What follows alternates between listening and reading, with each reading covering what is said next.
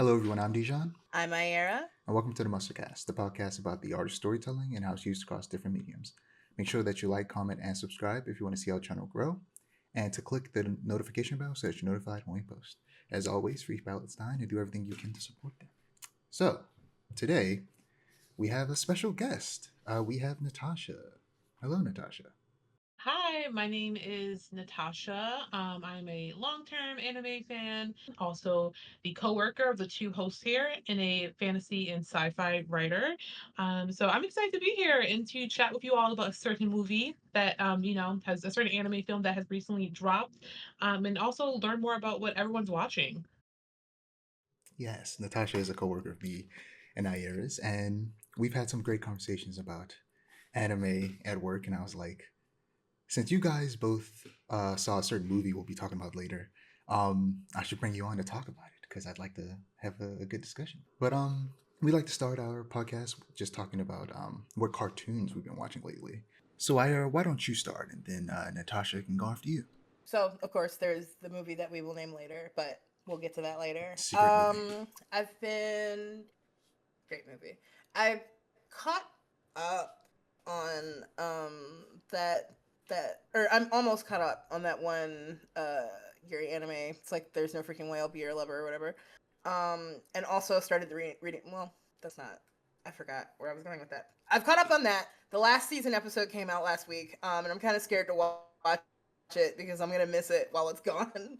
Hopefully we get a season 2. That would be fantastic. I feel like there was something I was watching. Oh, I'm doing a rewatch of Noragami, so I can actually like read the manga proper this time. It's been a really, really long time since I've even thought about Noragami in any capacity, but I kind of missed it. I used to have a side blog on Tumblr, not to show my age, but side blog on Tumblr. I was really big into it when I was in middle school, and I kind of miss it. So, and the manga it ended recently, so I'm like, if I watch the anime and just pick up on where I left off.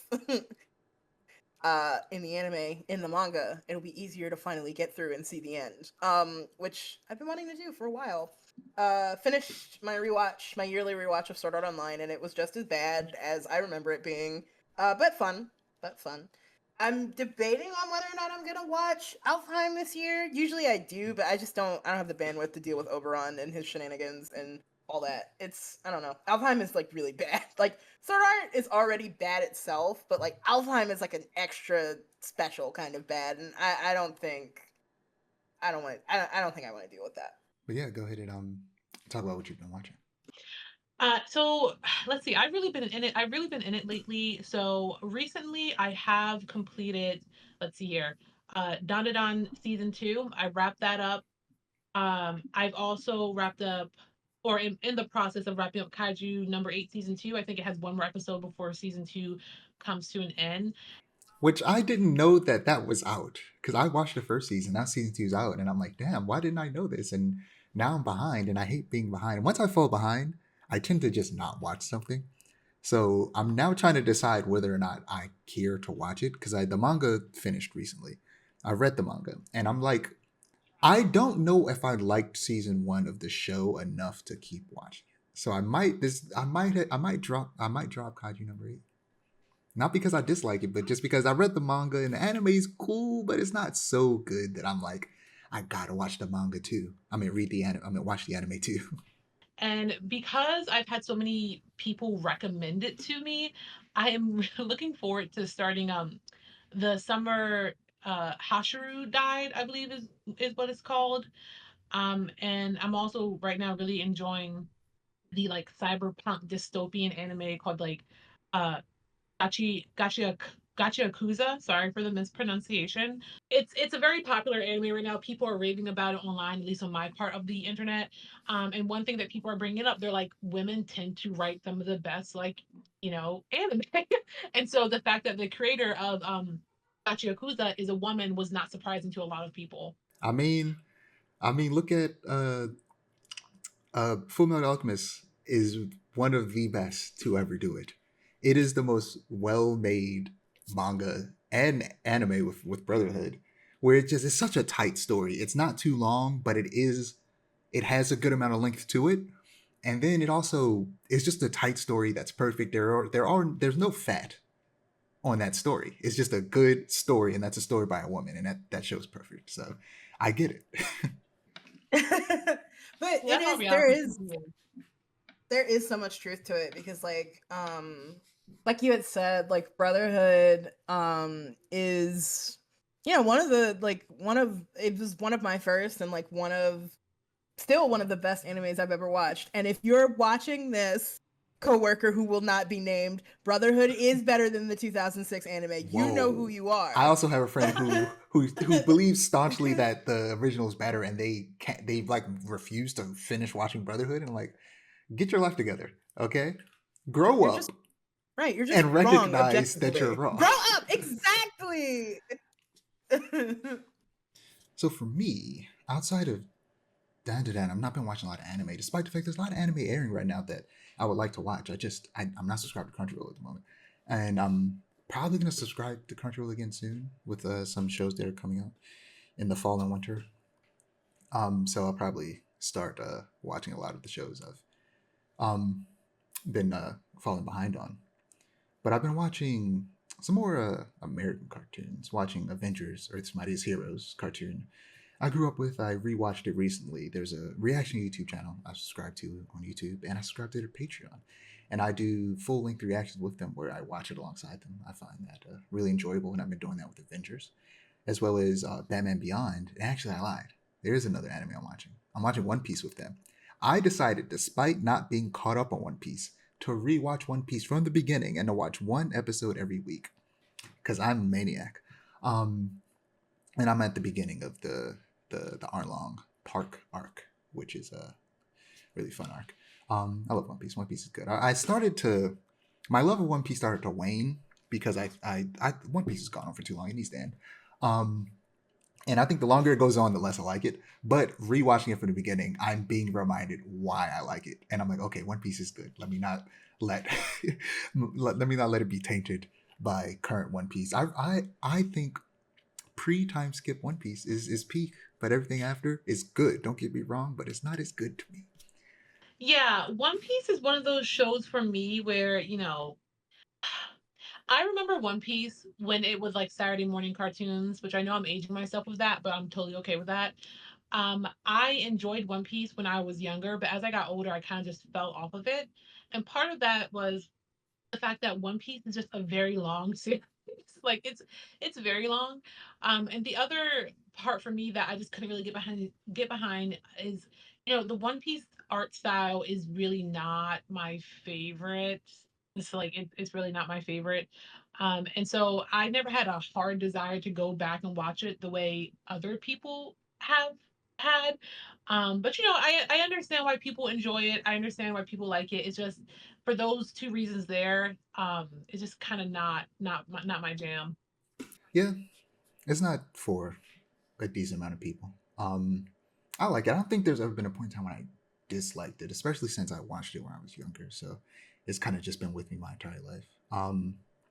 But like, yeah, I definitely get some people not liking it. It's the same way with some American comic art styles where it's just like it's different, and some people don't like it. There are some artists that just draw in such a specific way that isn't like anybody else. Like Oda's art style is not like anybody else's.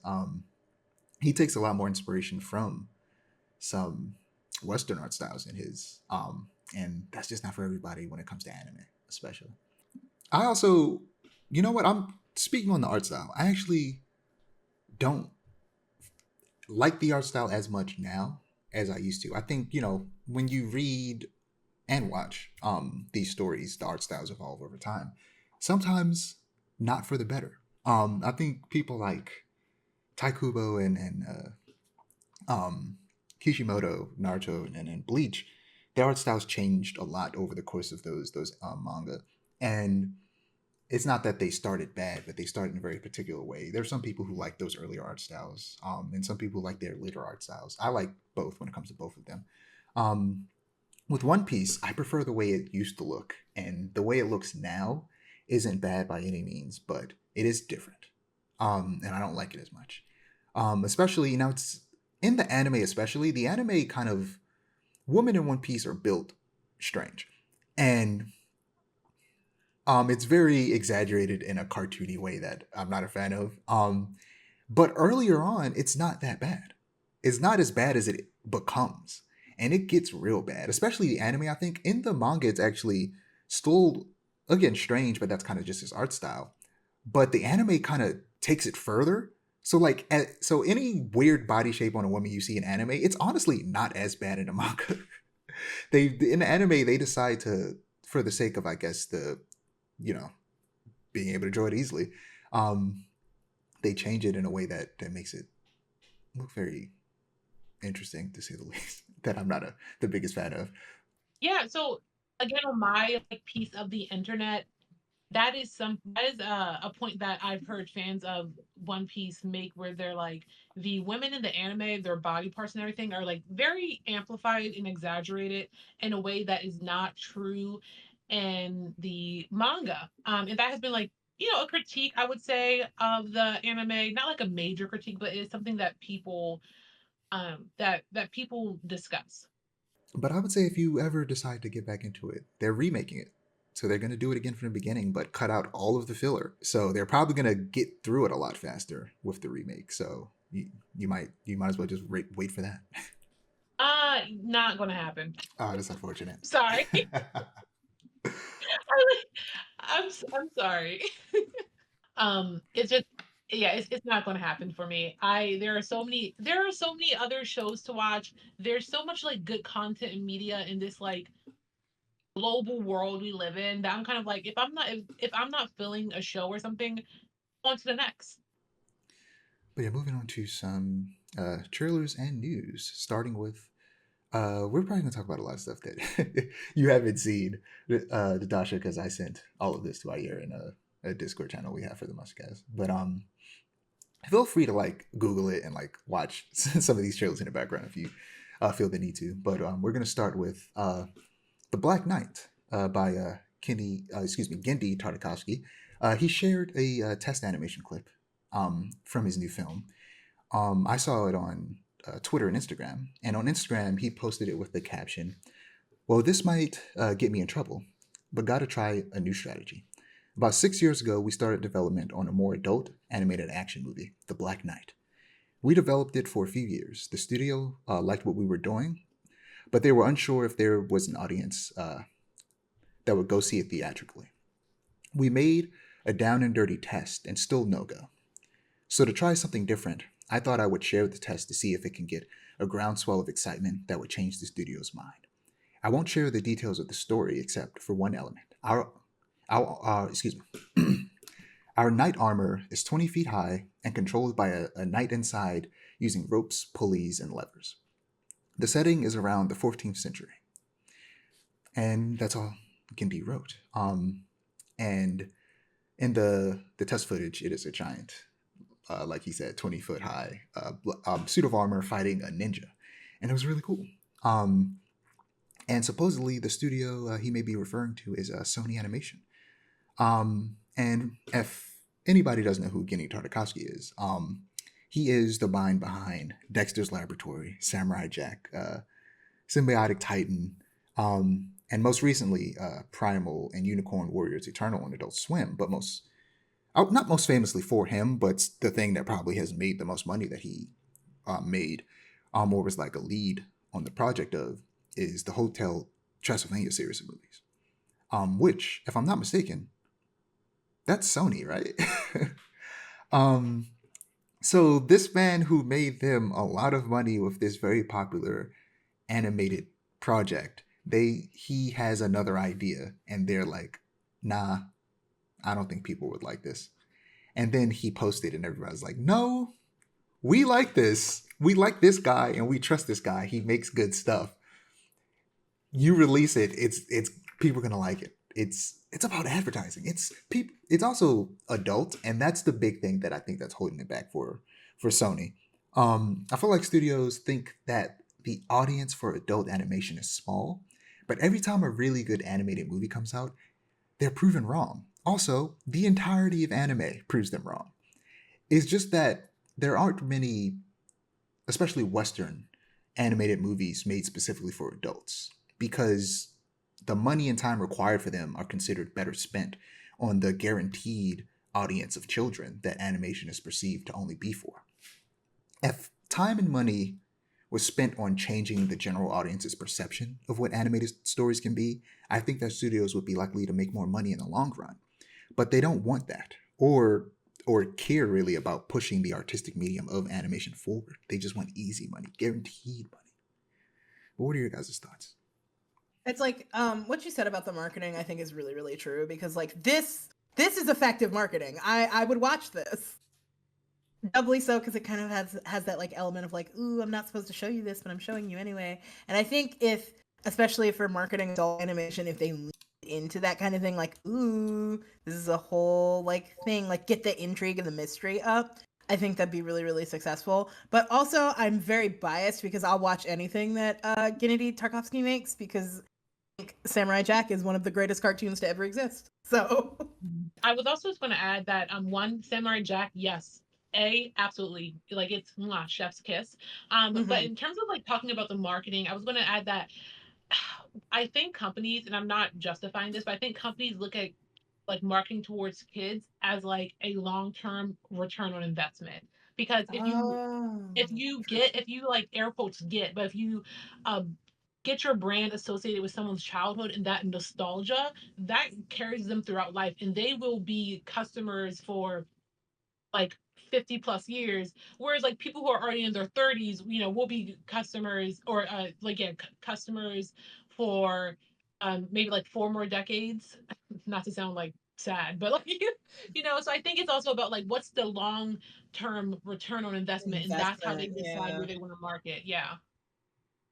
Yeah, Which no, makes a bunch of sense. Doubly so because like it's really easy to market to kids. Like yeah, no, for sure. um and so like you get a bigger return on that investment in marketing without nearly as much expended effort. And it's unfortunate Mhm. because it's like adults are worth marketing towards too. We like stuff. Yeah, and it's just like, the whole conversation about like what's the term? Like I think it's, correct me if I'm wrong, I think it's like josei anime, which is geared towards like Mm, older women. And people have had conversations where they're like there aren't a lot of like anime geared towards older women, yada yada. And the counter is always like, "Oh, well, that anime doesn't make any money." And I'm like, well, what do we mean when we say it doesn't make any money? Like maybe it's not making right. like shonen money, right? Like, which is And I can then get behind And that. there's Go ahead. also a that's like, conversation to be no, had you're good. about, Like, like we've talked before about both Josei and what's the male equivalent? I forget. But stuff like I forgot to. Tokyo Ghoul and Berserk. I forget what that genre is called. But the older adult male space as well. Whereas like it's also a matter Mhm. of, for that space in particular, it's also like, why does adult equal dark depressing? Like shonen is really Right. shonen is really popular because it is a very broad style of storytelling that people enjoy. It's action, comedy, and a bit of drama. Everybody likes that. Those are like the most popular things. Sometimes with a bit romance sprinkled in, which we'll talk about later with Dandadan. But like people want those style of stories, but aimed towards adults with like adult content and language and situations. We don't Mhm. necessarily need the like hyper romance of Josei or the hyper violence of um the male equivalent of that. Like they could just give us shonen, but for adults. And if they want the money side of Yeah. things, because yeah, that is more popular with everyone, not just kids, also adults. I think the reason like josei, and I think the term is like seinen That is anime, it. Yeah, same. Mm-mm. tend, yeah, tend to be a little bit darker is because I feel like as an adult, when you look back on your youth, for the most part, we can look at it with like rose colored glasses on almost. Whereas like transitioning into adulthood, it's almost like, again, not to be dark here, but realistically, I think for some people, it's almost like, okay, this is it.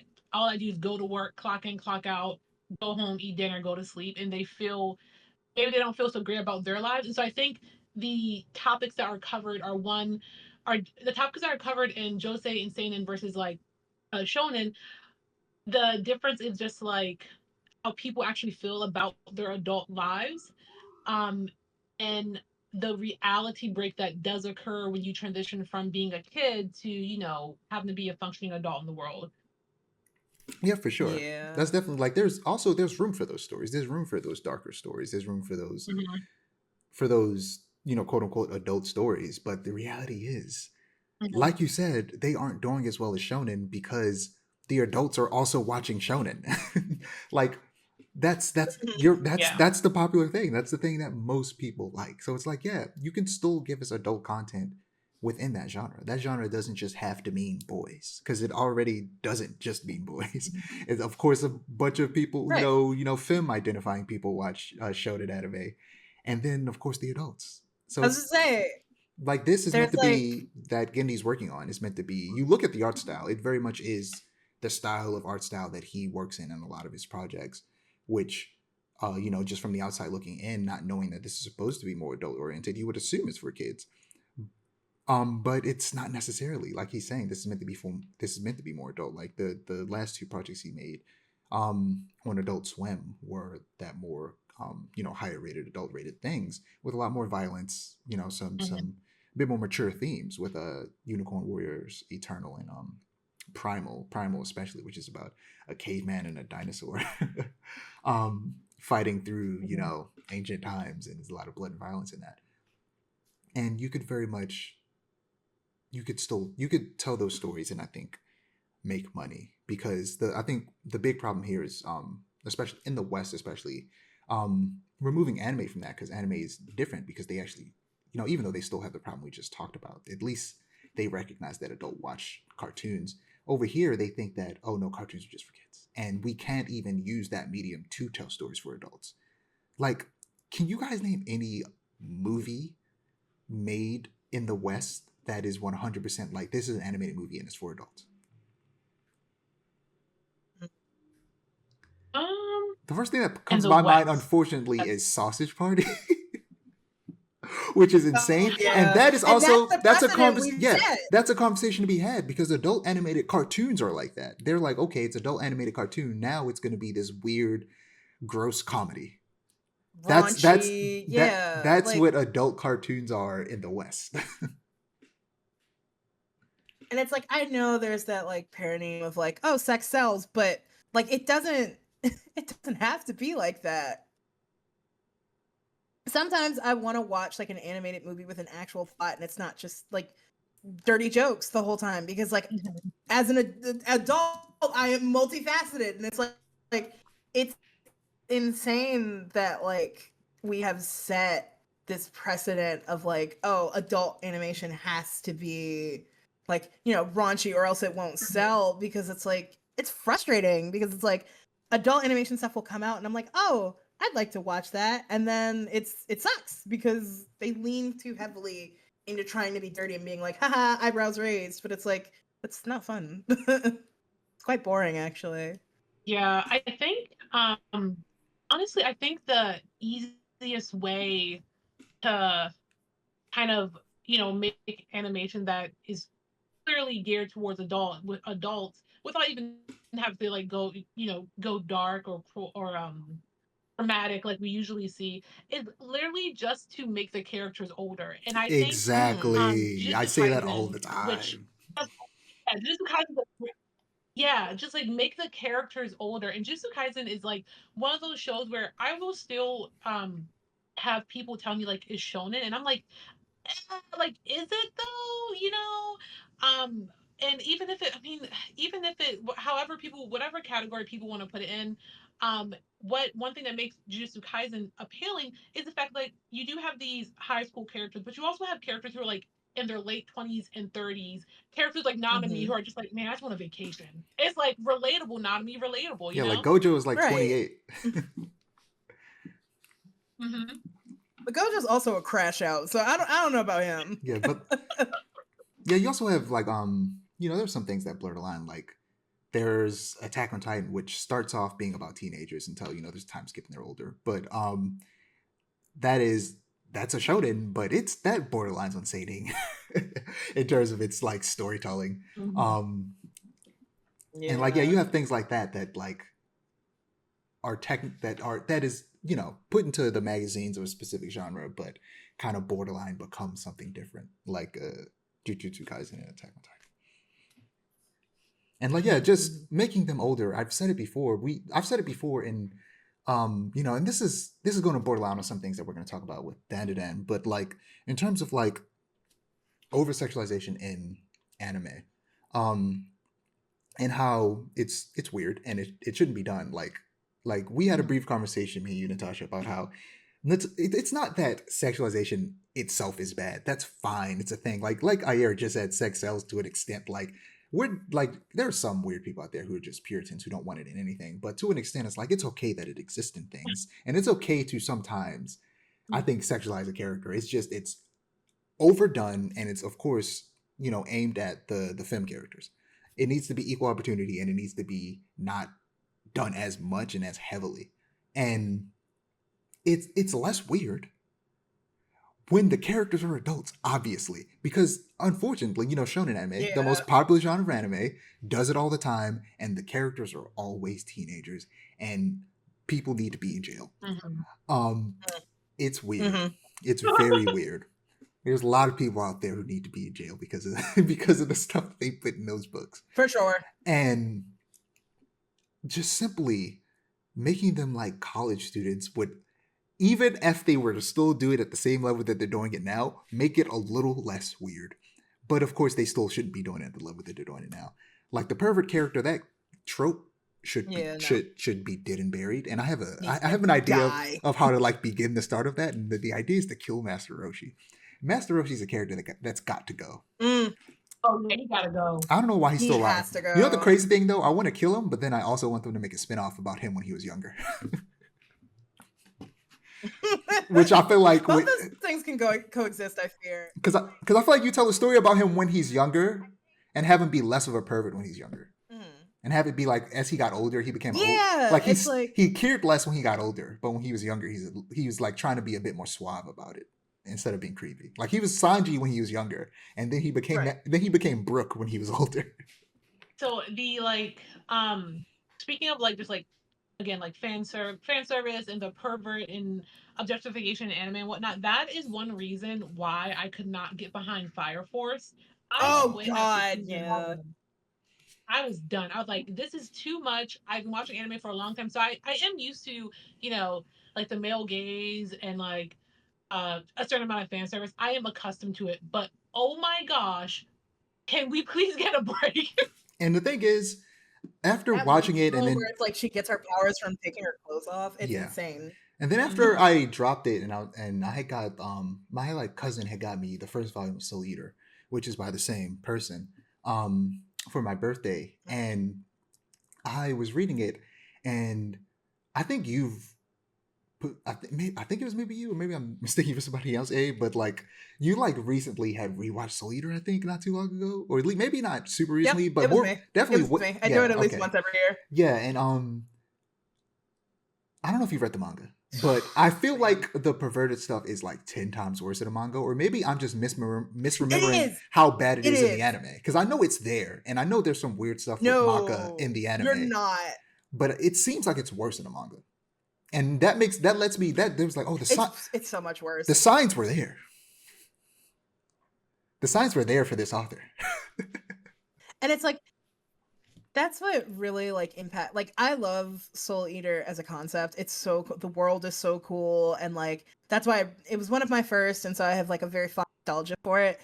But God, if it is one of those animes where you have to like watch it in a closed room with headphones on, with your door closed, and nobody else in the house, like, and I hate that I have to watch it like that, because you got to watch it in a sensory deprivation like I'm watching it because this world building is super cool. I do not want to see the upskirts of the teenage girl. Exactly. I fear, and if I could skip past them, I would. However, they always happen during like the fight scenes, the stuff that I'm here for, and I'm like, all right, we need a non-pervert edit. Which, by the way, Soul Eater is well deserving of a Full Metal Alchemist Brotherhood style remake that actually does the manga justice, minus everything we were just talking about, because the anime didn't even tell the full story. get into a kind of like good example of how some of this stuff is done in anime, let's talk about Dan and Dan before we get on to the really big thing that we've been talking around, because we've been recording for a while because there's been a lot of technical difficulties, to give a little peek behind the curtain for the people listening who are not experiencing them, because I'll edit around it. But we've been recording much longer than we intended to. It is almost an hour past when we were supposed to stop. So yeah, Dan to Dan. Uh, the season ended. Um, have you both finished it? I know I did. I did. It's okay. I'm nefarious. I I know. finished it. Because well, where did you leave off, Ayura? Like literally the episode before the last one. Okay, so we can I talk just haven't about had time to watch it. we can talk about the mech. Okay, as long as we can just talk about the existence of Yeah, the mech, that's fine. Um, but yeah. of course, spoilers for Dan and Dan if that wasn't clear. Um, but I've talked to you both, individually, and we've even alluded to it in this episode, um, about how Danadan tends to avoid being super pervy. Except that Natasha reminded me that in the first episode, it was as pervy gets, but I forgot because they never do it again, weirdly enough. Like that first episode is very pervy, but then it dies down significantly after that.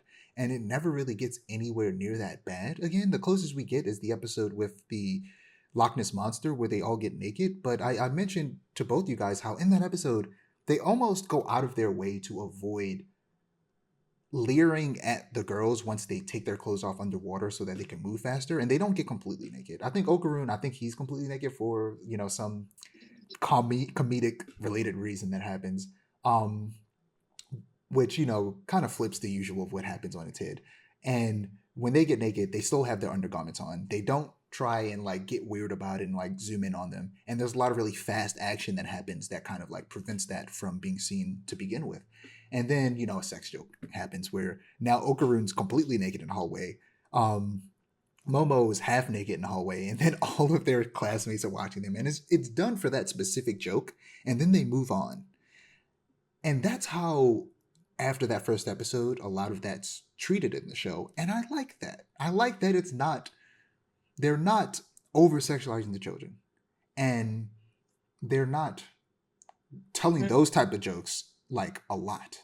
They do it every now and again. You get a little ha ha he he, and then they move on. Um, and that's great to me. Dan to Dan has become like the gold standard of how teenagers should be depicted and treated in anime, in terms of the writing as well as not being weird and not being creepy. I So really. oh no, Oh, you go go ahead. ahead, No, A. you go ahead. I didn't finish. I didn't finish it, so I think you go ahead. You have better thoughts than I do. So me and Dijon talked about this at work a little bit, as they said. So some of this might be redundant, but um, yeah, I do think that there are definitely some scenes or episodes in Down to Down where we're like, okay, that was an interesting choice. But when you look at it a bit deeper, you can at least say it's not. It doesn't seem like those scenes are meant to come off as like arousing, Mm-mm. right? They're not fan service basically.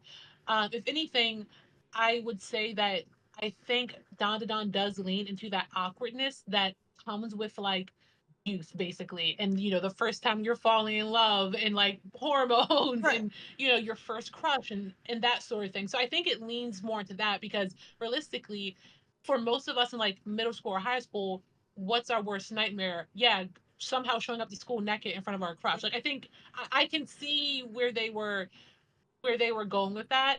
um and even season 2 episode 1, which is the one that I was talking to Dijon about, where Momo is like, in the sauna, and then there's these like creepy men. Um, that one was initially like a bit hard for me, but when I went back and I like kind of rewatched the episode, um, I think the most difficult part was not the scene itself, but the fact that it was never addressed. It was just kind of like, so we're just gonna pretend you all weren't being like creepy at the sauna with me. Like Momo shows back up to the house and everything, and it's never really discussed or brought up. And it does kind of live in this gray area of like, were they just trying to capture her because we eventually learned that these are like kind of the villain spoiler, I guess, or was it more nefarious? Was it more like, sexual actually? And it kind of lives in that weird gray area. So, sorry. So overall, I think Donadan like handles those scenes pretty well. Again, primarily because it's not supposed to be like arousing or anything. If anything, it's like supposed to be awkward or maybe like creepy sometimes. But that one scene did have me like just pausing, like, what was the intent with that, and Yeah. why are we not discussing it? Like Mm. we like when the season first, not even when the season first started airing, at the end of the last season, I brought it up as well. I was like, I talked to Ayer and I was like, that was weird, wasn't it? Why'd they do that? I feel like that was unnecessary. And then I thought about it more. I was like, I feel like Right. sometimes, especially since it was revealed that those are like the villains of that first half of the season, that that, like you said, it wasn't done with the intention of like arousal. It was done to be like, no, these guys are bad people. And I think it was what you think it was. It was meant to be a really bad situation that Momo was put in, that she was luckily able to fight out of. And then later on, you're right. I don't remember exactly what happens. Like, but they don't necessarily, she doesn't necessarily mention it. But at the same time, I think nobody was there for her to mention it too. And I think that's why she didn't mention it, because everybody that was there either knew that it happened or were also bad people. I think if Okarun and the other guy, I forget his name at the moment, Gigi, were there, maybe she would have been like, those are the guys from Asana that tried to assault me. But because it was just her and they were, I forget what they were in that moment, but they were somewhere else, that um it wasn't brought up. And instead they just continued to be creepy and she had to beat them up again. Because yeah, I think that moment was meant to just be like, these are bad people. Like that moment was just meant to make it clear that the town's creepy. Mm. There's creepy people in the town, and that these are bad people. But also, just speaking of the town, real quick, not to completely leave that conversation, but it felt like everybody in the town was creepy. But then at the end of that arc, Yeah. there's a bunch of normal people in the town, and I was like, oh, that's weird. I thought that everybody in the town was weird, but it was just that family, I guess. And I need to rewatch that last episode of season one to see if all of the people that they were showing in that scene when they were walking up the steps were specifically people from that family. Because they made it seem Mm. like it was everyone, which I think was the intention, to try and make you think the town's creepy, but maybe it wasn't the town, it was just that family specifically. Well, it was very clearly it was just that family, but the misdirect ended up being more confusing than a misdirect, I think, for me. When it turned out that it's just a normal town. Yeah. But yeah, I do think that part was confusing because there wasn't any payoff for it other than those people. I don't remember what their, I don't think they died, but something, they got messed up at some point. And I think the ending is supposed to be, Mm. these guys suck and they get their ass beat because they suck. And that was kind of supposed to be the bad thing that happened to them, but it felt like it didn't feel fully satisfying that that happened and then that was the result and then that's the end of it. Like there was no like truly satisfying moment of them like hanging a hat on it and being like calling out what they did and then them getting beat up because of that. So it felt weird that it wasn't really acknowledged that it happened. I was going to say, yeah, exactly. And, maybe like, I guess giving the creators, some credit. Maybe they kind of were trying to make some social commentary point. I don't know, but maybe they were trying to make the point that, when these things happen, they aren't, they victims don't usually bring it up, right? Mm. For fear of like retribution sometimes or being judged by society. And so maybe Momo staying quiet about it was her just kind of was a commentary on the fact that women do experience harassment every day, uh, but it becomes so normalized that it's kind of like, oh, it's just a Tuesday, right? Yeah, it also So could be, that maybe that's also a stretch. Yeah. it could be that, but more so in the sense that it's so normal that the writer didn't even think to address it further. Because the way that they spoke about it definitely Mm. makes it, I think, kind of clear that that Mm. is unfortunately a real thing that happens specifically at saunas in Japan, and that they were trying to yeah, kind of use it as a way to show that these guys are bad. Like once again, I feel like for me, what it felt weird initially, and it still does to an extent, is that initially to me it felt like they were trying to play it off as a joke, And now looking back on it, and like I hope that wasn't the case, and I like to assume that it wasn't meant to be funny. Like it was meant to be weird. Like the intention was that this is weird, not that oh funny joke. These guys are being weird. And instead it's meant to be like no, she's in a serious situation. She needs to get out. She needs to get out, and that's meant to accentuate the creepiness of the town, less so comedy, because it's a comedy series. So when something like that happens Mhm. in this series, it feels like are they trying to be funny? Like why are they? That's why I think that's another big reason why it feels out of place, because it was such a serious and unfortunately realistic thing put into this comedy series. Though granted, they've done that before with Turbo Granny, and the idea that her whole thing is that she kind of is a vengeful spirit against women who have been assaulted in that area that she was in. So it's not like this isn't the first time that they've Mhm. actually touched on that specifically, which is women being assaulted. So in that sense, like thinking about that, this is my first time thinking about that. It makes me want to give the writer a bit more of a benefit of the doubt, knowing that he wrote that moment, that maybe that was his Yeah. intention. Yeah. No, Mhm. I think that makes sense. And if correct me if I'm wrong, but Don to Don is like a co-written series, so it's like a man and a woman, right? I believe. I think it Right. is. Um, and so maybe if it is, again, I could be wrong, but I'm pretty sure it is. Um, I think that having a woman co-writer probably adds to some of the nuance that is in Don to Don when it comes to like men and women interacting with one another, these like uncomfortable scenes and situations. Um, and yeah, I don't know. I think it could go either way. We're not in the creators' heads, right? But I do at least like the fact that it's bringing up conversations like this and that people are putting out like, that scene made me think at least, right? Mhm. Yeah, yeah, for sure. But I guess just talking about the season as a whole. Like, what did you guys think? Like, how did you like this season in comparison to the first? I know, Nat, you said that you had some very specific opinions about that comparison. Yes. So I preferred season one over season two. And perhaps that's not exactly surprising because I feel like the beginning of a story is kind of very often the best part, right? Um, I think the reason I really preferred season one over season two is like I feel like with season two it was it was maybe like a bit more slow paced, but I feel like there was so much world building and like character development that happened in season one. I expected season two to kind of like be a bit more rapid fire, right? I expected like, okay, we have our main cast here. Um, we they have their powers and whatnot. So okay, let's just get into the action. Like what's happening next?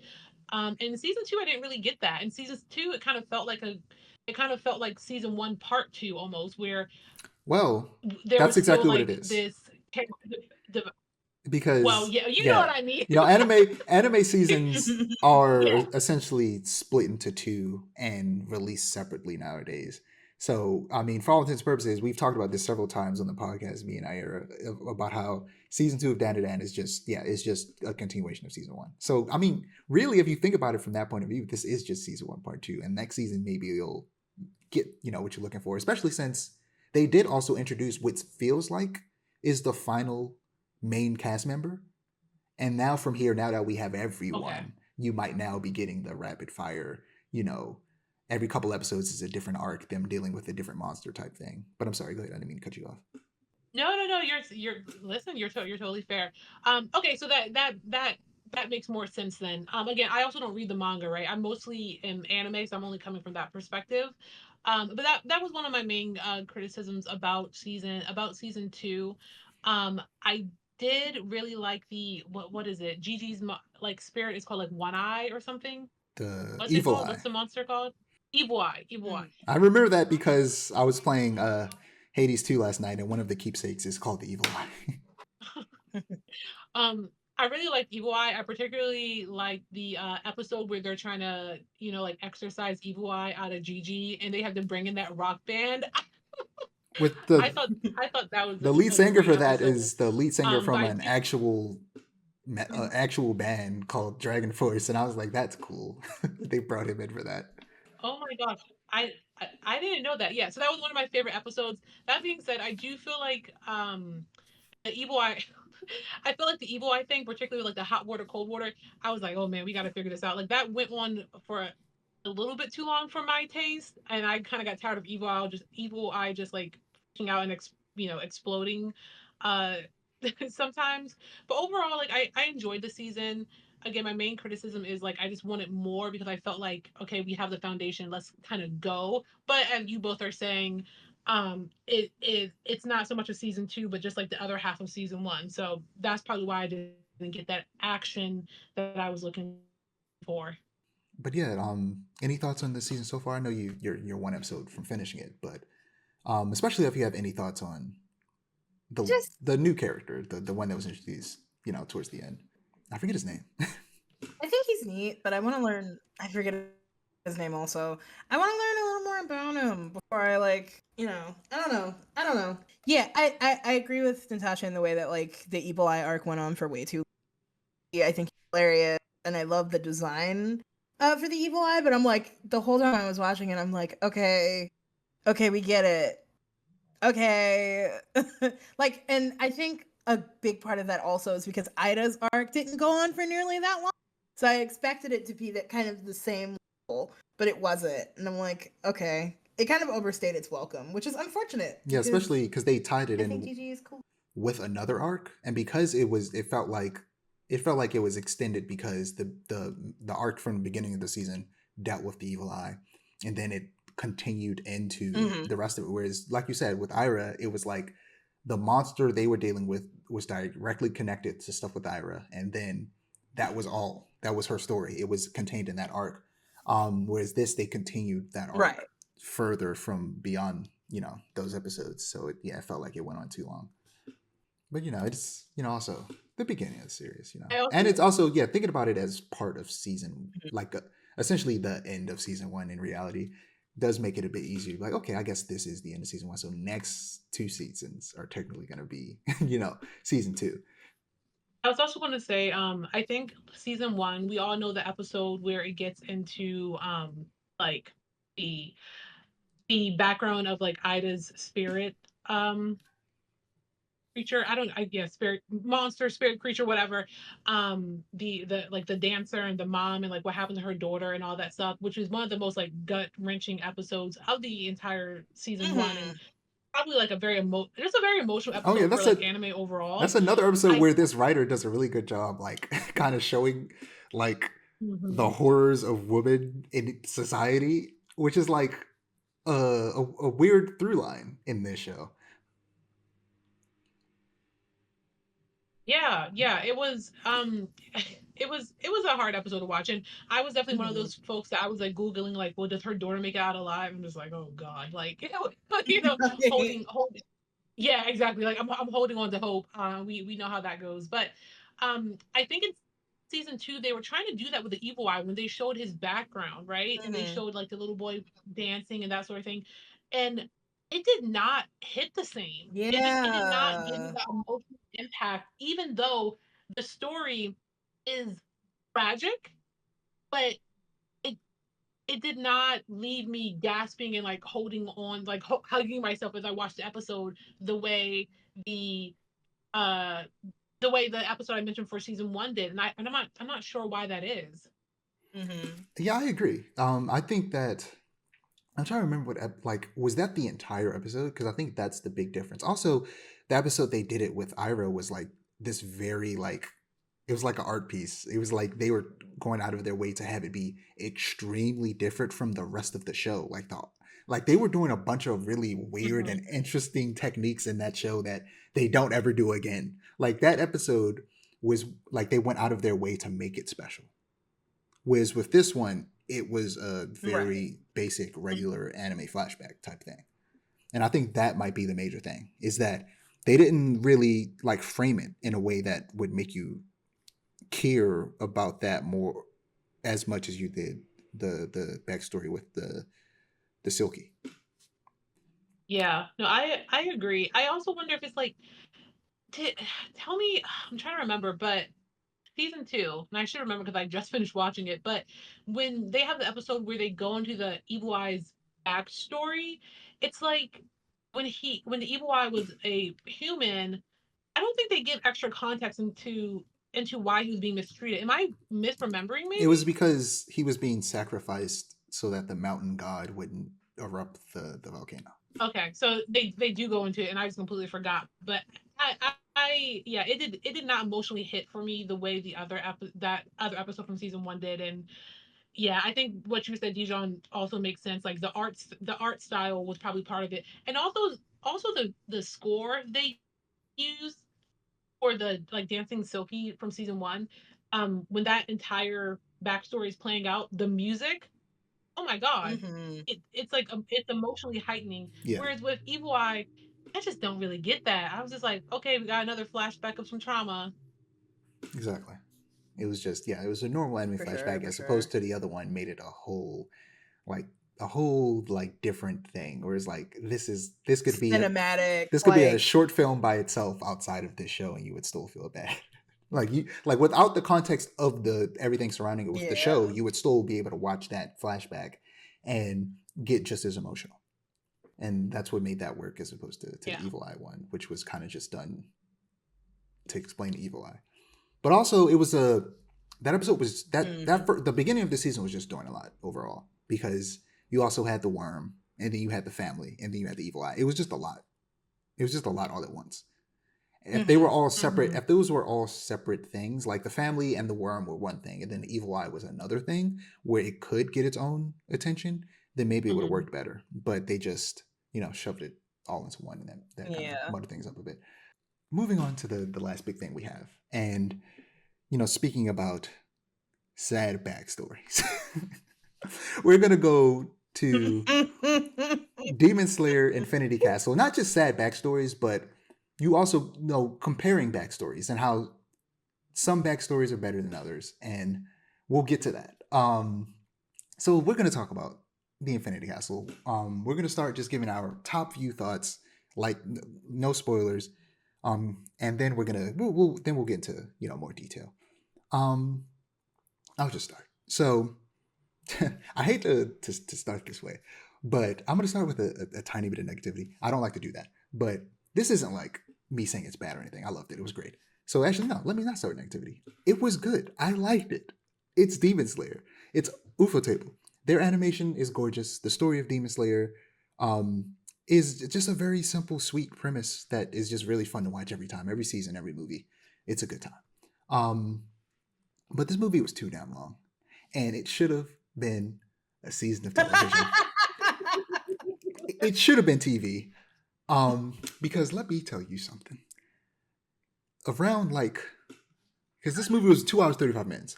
If I had to figure out what time it was, around like 2 hours, no, 1 hour 30. A brother was falling asleep. Not because the movie was bad, not because I didn't like the movie, but because I watched it on a discount Tuesday. But there are only two times for dub on that Tuesday. This was last Tuesday. Because I wasn't going to watch it subbed because I just watching a movie in the theater subbed does not sound like a good time. And I do prefer to watch things dubbed if it's available. I don't mind subbed, but I do prefer dubbed. So I'm like, yeah, I'm going to watch it dubbed. There are only two times. It was either in the middle of the workday, obviously I have to work, can't do that, or 9 o'clock at night. And this is a 2 hour and 35 minute movie. I go to Oh sleep God. I go to sleep at 12, meaning that 30 minutes after the movie ended was going to be 30 minutes past my bedtime. I was in there sleepy and tired, and I watched what was the equivalent of maybe 3 episodes of TV before I fell asleep, and then woke back up. I wasn't like fully asleep. I was like in and out of consciousness, and it was specifically. I'll tell you exactly when I fell asleep because I remember it. It was Akaza drops down. Tanjiro yells his name, knocked out, gone, faded. I was in a different dimension. And then I woke up and they're still fighting. I was like, oh shit, this fight is fire. Shout out to UFO Table, back to sleep. Wake up, flashback. Oh shit, that's Channing Tatum. voicing the martial arts master. I knew that because I saw a clip that he was voicing a character in the movie, and I kept waiting for his character to show up. And then I heard his voice. I was like, "That's Channing Tatum. That's cool." Fell asleep. Woke back up. They're still fighting. And basically, I was in and out of consciousness towards that last part. And I want to watch it again, but I don't think it's in theaters anymore, or at least not in like the theater closest to me. It might be in some other ones. But also, it's probably going to take forever for it to hit digital, like it did with the last movie, um, which sucks. Because I want to watch it again, but I want to be able to watch it in the comfort of my own home, where I can turn it off and go to sleep if I want to, and then wake up and finish it the next day. Because I missed a lot of that Like fight, that. and that fight was really good every time I was awake to see it. Um, and I missed pieces of the backstory, but I pretty much like legitimately, I pretty much was only asleep when they were fighting, and when was only awake when they were showing the backstory. um, so I Which is got the backstory. hilariously ironic. Which also I've read the entirety of this manga. There are two things from this movie I do not remember happening. The fight between Zenitsu and his former fellow student, I did not remember that. I almost was convinced that it was filler and that this does not happen in the manga, but it did, which is wild because I did not remember that shit. And then I did not remember Akazu's backstory at all. When it was happening, I was like, damn, I don't remember his backstory being this good. I was watching it like, damn, I thought, like, it's funny because, and I hate to jump the gun because a lot of stuff that happened in this movie that I did remember that we'll get to. But like Akaza, let me slow down, okay? Let me slow down. Let me let you guys talk before when I start getting into stuff. All I wanted to say is that I liked the movie, but it was too long. I would have preferred if this was on Crunchyroll. And I can't wait till it is on Crunchyroll. And I hope that they do what they did with the Mugen Train arc, which is they turned it into an episode, or excuse me, seasons of a season of television that they released before the season that came out after Mugen Train. I hope they do that with the next three movies because the remainder of this show will just be movies from this point going forward. And I hope that they turn those three movies into a single season at some point. But they don't wait till the last movie's out to do that. That they do it for each movie in between, because this just wasn't suitable for a theater experience for me. This just wasn't a fun theater experience. That doesn't mean I didn't like it. It just wasn't. It just wasn't for me. It didn't feel like it was made for theaters. You can see the episode breaks. You can literally tell where this episode should have ended, and we should be getting the ending theme right now. Like you can see it, and that kind of like didn't ruin the experience. It made it harder for me to watch and easy for me to sleep. But one of you guys, please go ahead. So it's funny that you brought up the whole like preferring subbed over dubbed, because when me and Natasha went to go see it, we went and saw it subbed. So I really liked it. This was like my first kind of foray into Demon Slayer in a long time. Like I had watched it many years ago, didn't watch the Mugen Train arc, I can't lie, which might be kind of bad of me, but like I kind of treated it as a thing of like, oh, this is like that thing that some animes do in the first episode where they like show the end and then you're like, okay, so now how do we get here? And I don't know, it was just a really fun romp, not to get into like anything spoilerly, but it was very long. And like I enjoyed how long it was, but I didn't realize how left this and I'm like, oh my god, it's so late at night. It's nefarious. But I had a good time. Yeah, how about you, Um, Nat? kind of like what you both said. I really enjoyed Infinity Castle movie one. I do think it was a bit too long. I I'm okay with it being a movie, honestly. I think they could have saved some time if they had like shortened parts of the backstory, like no shade to any of those characters and whatnot. But It felt some of like it that was going backstory, on I was like, forever. oh, okay. That first guy, Yeah. listen, Yeah, I felt like I like was reading the diary of those characters' lives, like from birth to the end, because it was so long. Um, and I also feel like outside of the backstories being long, I also feel like they could have cut the last fight a little bit because it was a point where I was like, just mhm. die for crying out loud. Yeah, Just die, bro. 100%. Um, so you know, a few things that just could have been cut, but overall it is right, it's Demon Slayer, so we already know the animation is going to be peak, right? The Mm. animation was great, the fight scenes were great. I did see it subbed. I actually prefer dubbed. No, Know that subbed, but if like, I would have known, we could have saw. you wanted to I see it subbed, and I was like, well, I want to go see it with them, so Look, next I'll time go you see it guys want to go subbed, so see it's an okay, anime but I prefer movie, dubbed. let me know. I'll come too. Yeah, exactly. yeah, it's um like so uh, I don't. I'm one of those people that does not have a preference. Like I like sub and dubs, but I'm like I said, this is my first jump back into Demon Slayer in like many many years. And when I watched it for the first time, I watched it subbed. So I'm like, I'm not ready to hear what the dub voices sound like. And yeah. also, Channing Tatum being in it is kind of crazy. You're not. I You're don't not. think I'm ready for that emotionally. You're not ready to hear Eren Yeager as Inosuke. No.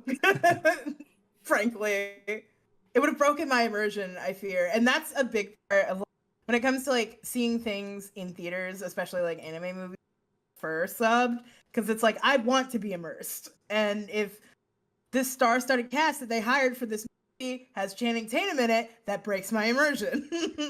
I'm curious if you didn't know it was Channing Tatum. If you heard the dub, you'd be able to tell because he is doing a good job. I would. I can see what A's saying, because you do get used to voice actors' voices, even if they can change it up a bit, and so you can easily recognize them. Mm-hmm. But yeah, I guess. I was just gonna say, like, yeah, the animation was beautiful, the the soundtrack was beautiful, um, I the soundtrack was beautiful, and I do appreciate any time in a series where the creator is not afraid to kill a few characters. I'm not going to say which characters because I don't want to upset people. Also, this is probably a reason that I love JJK because characters do die.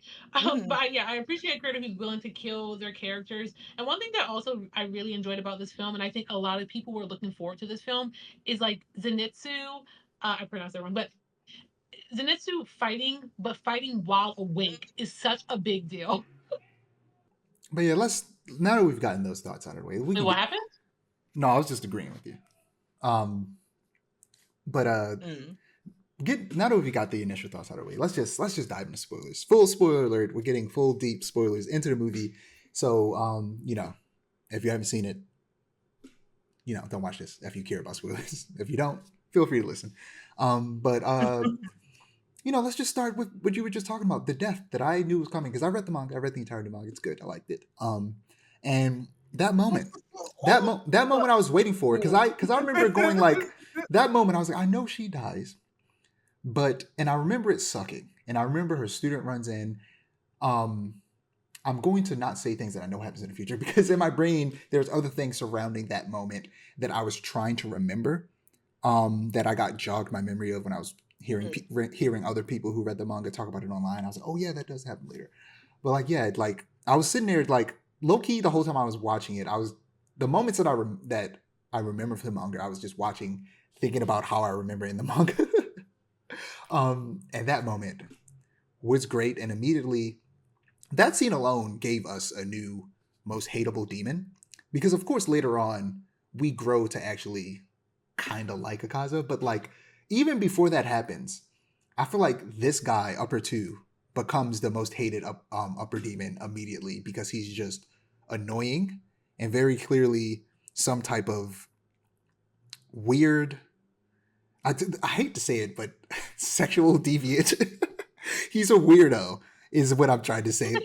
He's a Definitely weirdo. very weird. He's a weirdo. And it makes you hate him off rip. How do you guys feel about And like, that I part? think for me, right, I had one favorite Demon Slayer character from what I remembered Oh, that's from hilarious. my first foray into it years ago. One. It was Shinobu. And I'm like, oh my god, I'm so happy that the beginning of the movie is so Shinobu focused. And then she died. Like, I don't In like the worst way know possible. how to quantify the amount of grief in that moment. I'm like, there's no way that this is happening to me right now. Yeah. Very. Yeah, I think that was definitely a part in the episode where in the I mean, you're in the right. movie where I did start to get a little emotional. I think I slapped A's arm a little bit You did. actually.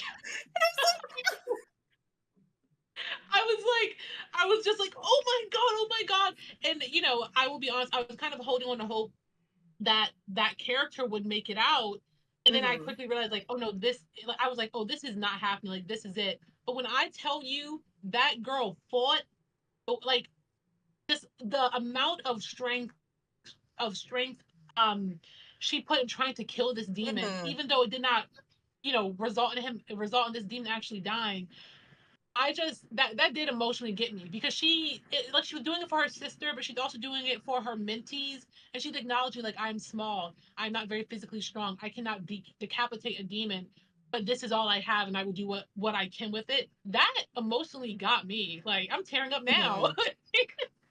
And it's like I think I really, really enjoy that. Like it's like with a lot of anime, when these characters die, it's just like they die and that's it. But, like she went out fighting. You don't see that like the struggle very much. A lot of the time, it's like more often than not when characters die in anime, it's like I'm dying in someone else's arms because they found me after.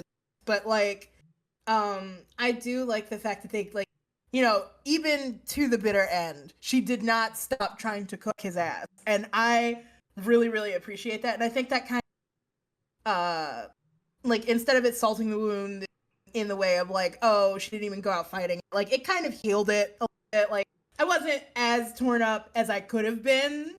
But, Yeah. but she does go out I horrible, I think just also, slowly being absorbed as her student watches, which is so upsetting. It's such an upsetting visual. yeah, no, I was just about to bring that up. Like, yeah, she goes out fighting, but the way she dies is like, it is harsh because she doesn't just die, she has to be absorbed by this like Right. monster, and that is like wild. And then they tried to like, And oh, go ahead. I was gonna say, um because we're talking about the emotional impact of that character in the scene, I think her death was more impactful than Rengoku and the Mugen Train movie. Sorry. I'm like, no hate to Rengoku, but we did not we did not have enough time, in my opinion, to develop an emotional connection with that character to the point that when he died, I was truly heartbroken. But that one scene with this character in this movie, um, that had more of an emotional impact than Rengoku and the Mugen Train, and I think this movie overall is actually better than Mugen Train. Oh yeah, no Mm. doubt, no doubt, it's better than Mugen Train. I think for me, I think something that really kind of pissed me off about that whole thing was that they tried to like mid-fight as she's dying, like they tried to show the demon's backstory to make me feel bad for him. I don't care. I don't think they were trying to Like make you feel bad every for him. other demon in, I hope not, because like every other demon in Infinity Castle, I'm like I feel a little, especially that last guy. Like I feel actually, but the first dude, this upper two,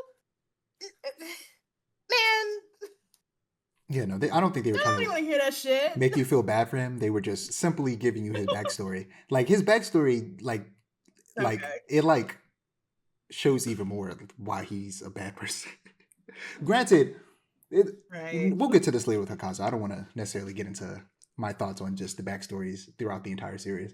I want to save that for when we talk about Hakaza and his backstory. But like, yeah, this moment was great.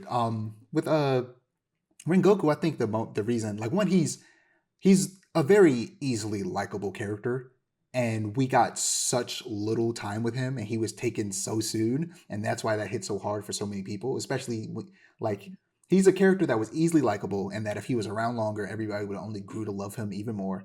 And then he was taken very quickly, but also had a lot of potential. And I feel like that's why for a lot of people, that hit so hard. And the Shinobu for me hits just as hard, not more or less, because we've been with her longer.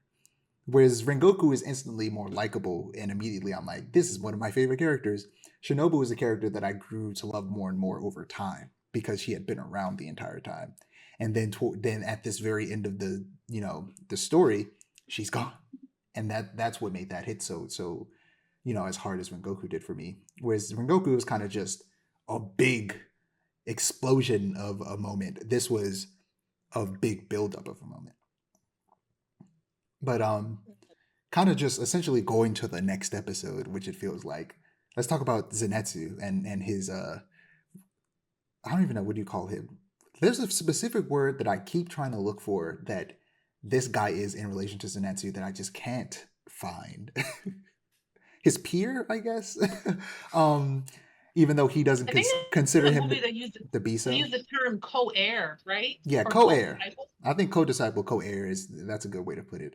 This co-heir, did they mention this Mm. at the end of at some point in the series? I don't remember, and I hadn't watched it that long ago. But for some reason, I don't remember this Mm-mm. guy. This isn't the first time we're hearing about him, is it? Neither do I.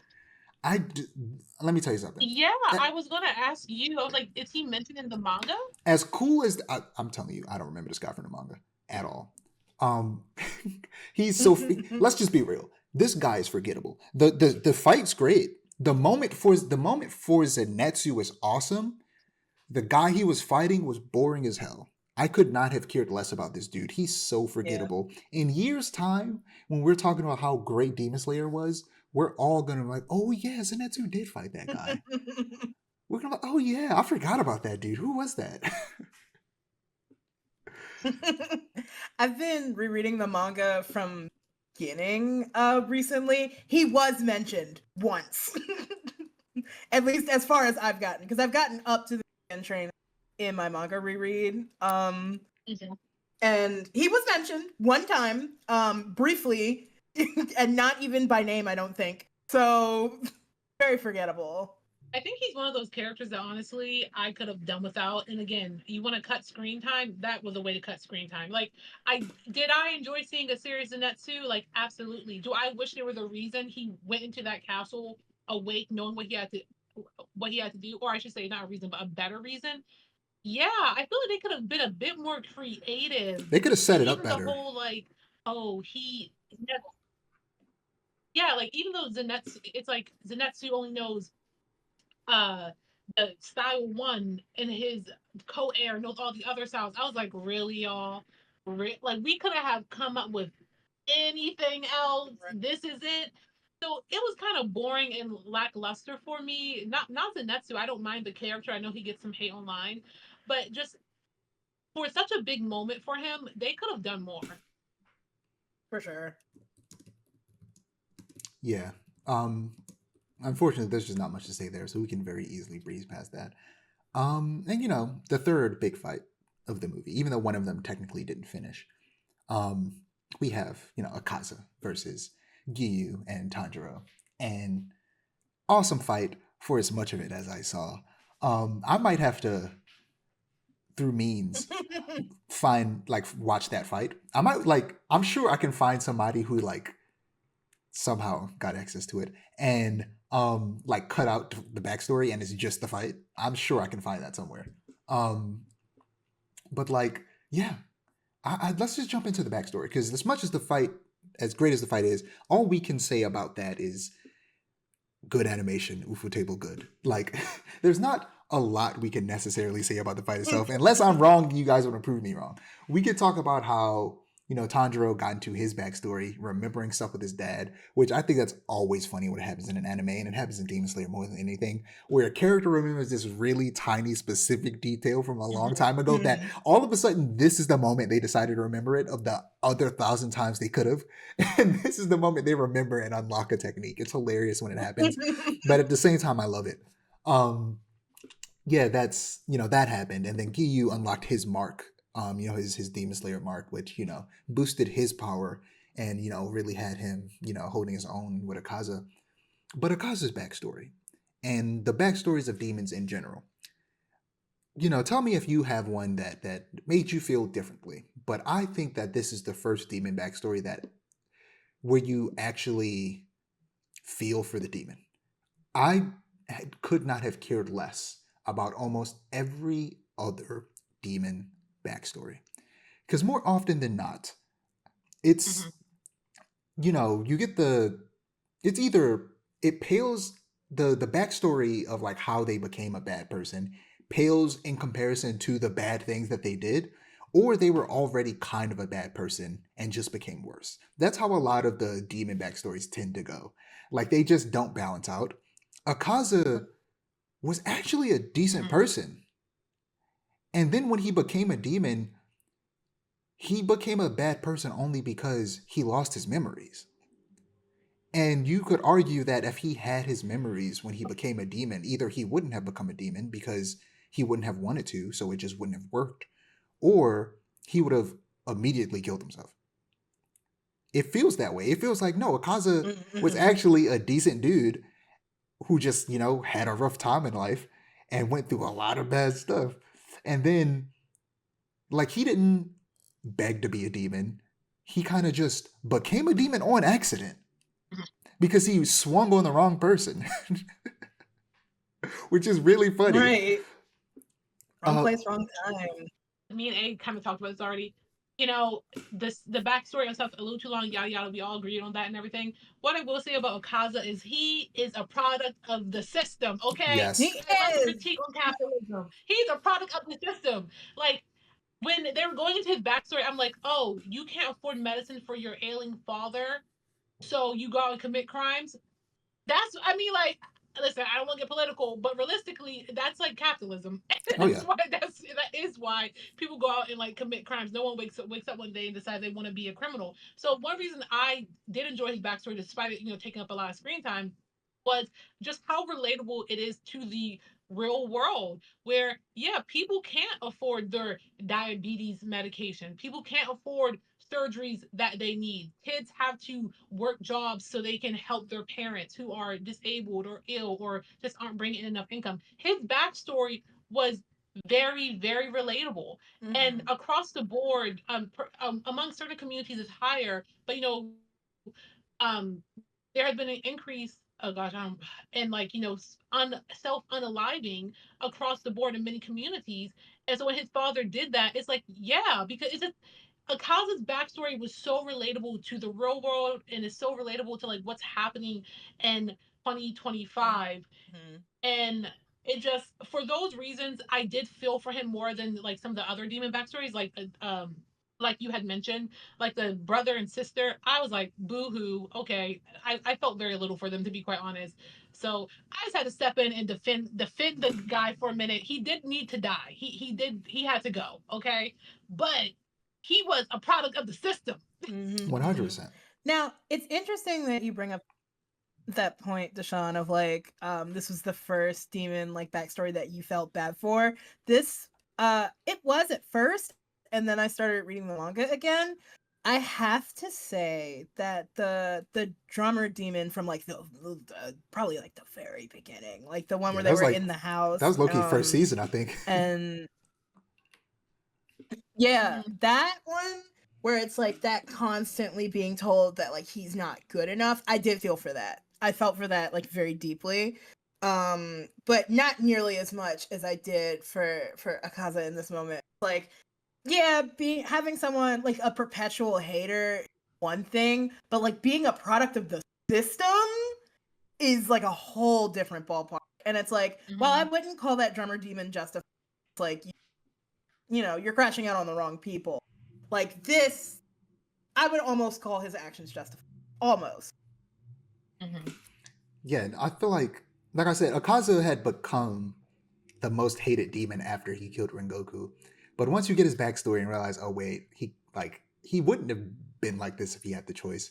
But also that other demon just being such a bad person and being such a weirdo that he easily just tops the list because he sucks.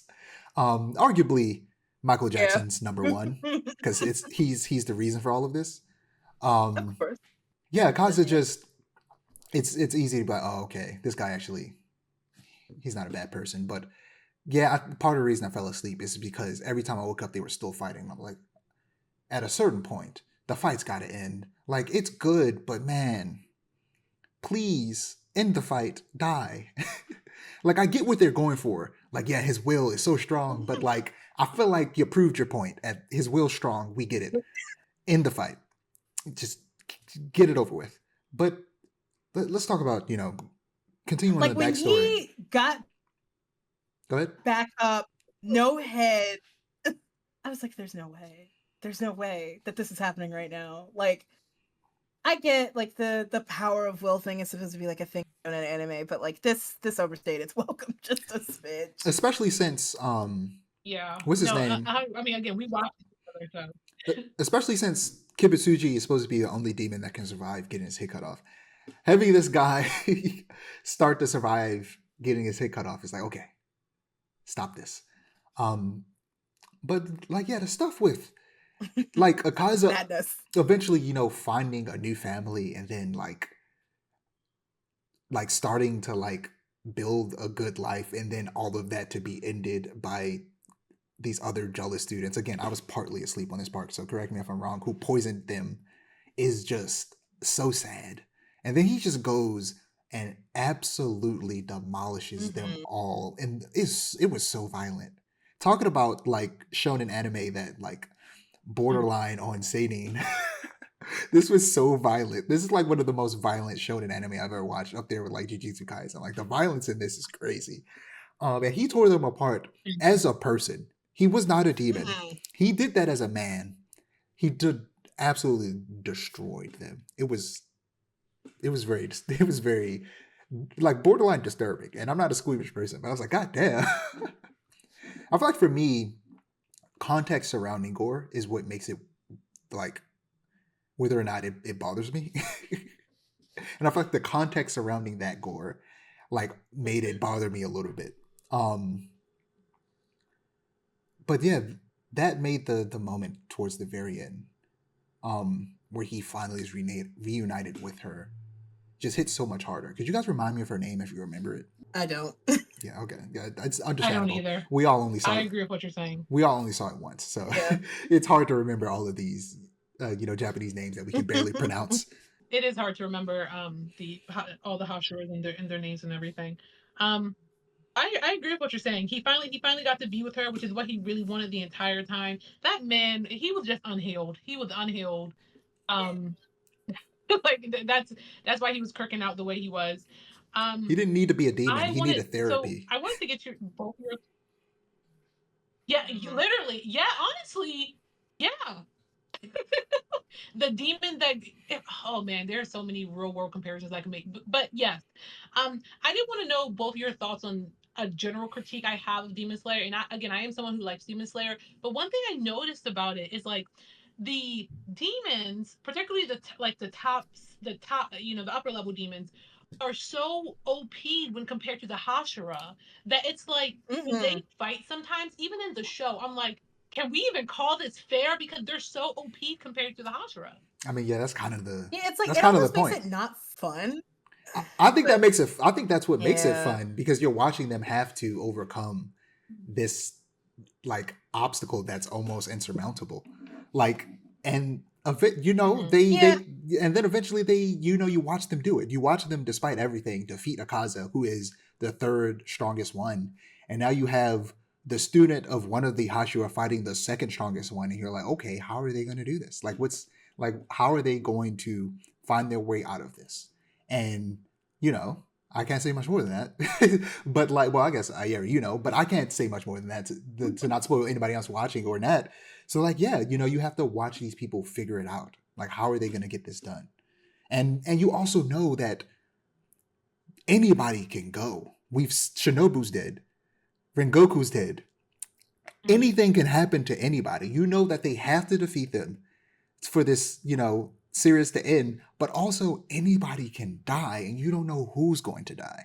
I think that's what makes it so entertaining, is that now that we know death is possible, now that we and these people are so much stronger than them, how are they going to do it, and who is going to die in the process? I think that's the exciting part. That's what makes it fun. That makes sense. Oh, sorry, go ahead, Ed. No, I was just saying that makes sense also. Yeah, it definitely does. Yeah. But if you guys don't have, I think for me, go ahead. Sorry. Yeah, I think for me, like I get that, but also to a point. Like sometimes it's like where I'm at, it's like I hate that I also feel like I'm throwing my head against when it comes to how OP these demons are. It's like sometimes I just want to watch people win without like a whole bunch of tomfoolery and rigmarole. And like I get it. I get that's kind of the point of it. It's like these are very like insurmountable like enemies. But like I think because I was raised on shonen where it's like, yes, they win and they just win and that's just how it happens. It's kind of like spoiled me a little bit, you know? Yeah, this is definitely a series where like Yeah. I think every step is meant to be painful. Like it's not supposed to be easy for any of the characters, and that's just this show. Yeah. I think that's fair. But I also agree with what A is saying too. And I mean, I think of shows like again because it is one of my favorite anime, so I probably have brought up too many times this episode. But um, Jujutsu Kaisen I think is another show where like you do have like the villain, the villains like the oh my god, I'm forgetting what they call them, but like the demons in Jujutsu Kaisen, who some of them are definitely like very powerful, but then you have characters like Gojo, who also a bit OP, um, but also Gojo's kind of like the almost symbol of hope for the heroes in that show, right? Because they know like he's strong, and so he can properly like combat and challenge the villains and everything. But at the same time, Gojo's not there all the time, so they have to figure things out by themselves. So you still get to see those characters struggle.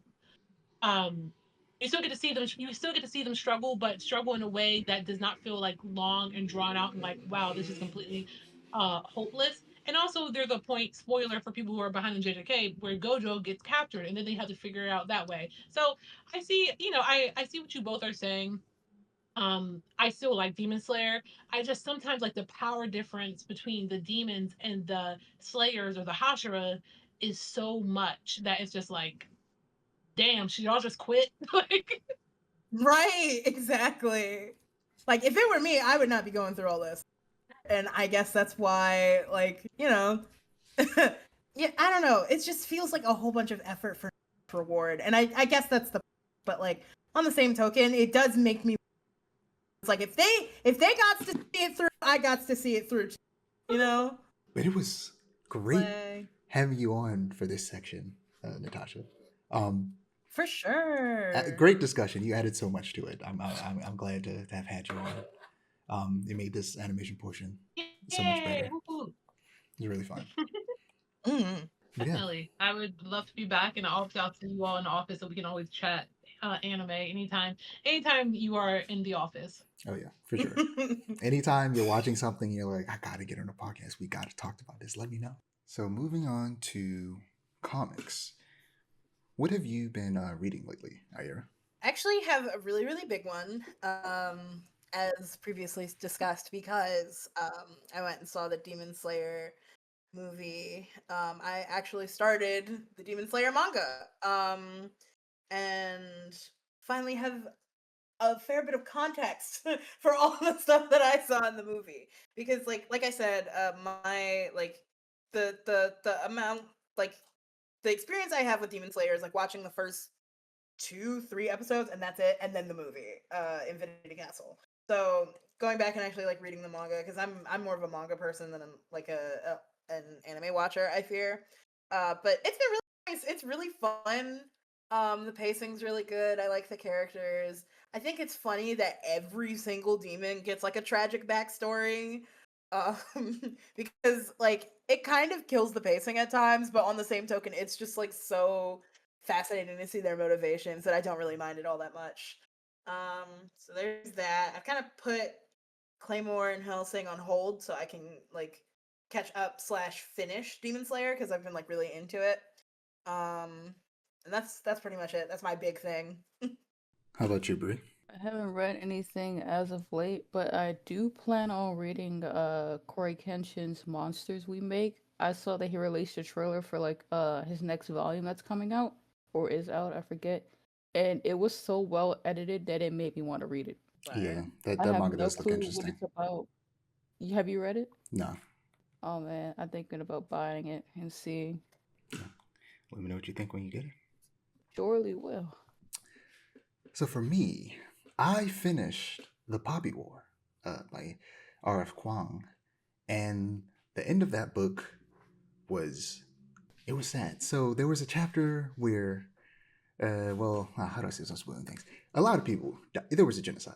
There was just straight up genocide, and the writer went into excruciating detail describing it. It was disgusting and horrible, and just made me think of the horrible things happening in real life in Palestine and Congo and across various other places on the planet, and things that happened in the past. And I was just like, man, this sucks. But also, it's things like this and moments like this in stories that kind of reinforces, you know, just how important art can be in helping people understand just various different things in general, like not just the horrors and reality of war and genocide, and helping people kind of just like, oh, now I have a better context of that, and it kind of reinforces my support of Palestine and Congo. But also, there are a lot of different things that art can reinforce in your mind and teach you about, and just how kind of sometimes trivial art can feel in the face of real life horror, but to an extent, like art, like even in hard times, like is a thing that should exist, especially when it can help, give understanding as well as spread a message about horrible things that are going on. And yeah, it was a tough read. I read it at night. I always read at night. So it was I had to. That was the day before Hades came out. I thought Hades was gonna come out at midnight, but it came out at noon the next day. So I was hoping I would play some Hades 2 to take the edge off, but nope. I had to go to sleep with that on my mind. With that. It Oh was my unfortunate. goodness. How long was that read? I don't know. I just know towards the end I was reading a chapter or two every night, Okay. which I don't always do that. I tend to read like half a chapter every night. But like, yeah, towards the end it just got really good. It was good the whole time, but it got real good towards the end. It got very intriguing. And yeah, it was just sad. But outside of the popular, which I purchased that second issue, or not issue. This isn't a comic book. The second just book in that trilogy. So I'm excited to start reading that probably tonight.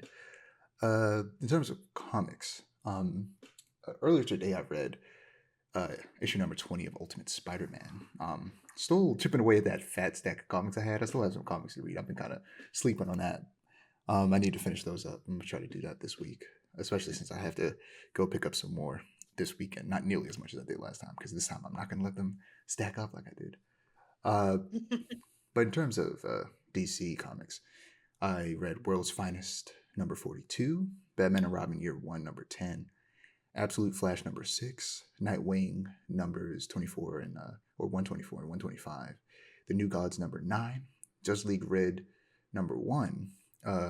I'm close to finishing up Green Lantern Kyle Rayner, Kyle Lantern Green Rainer.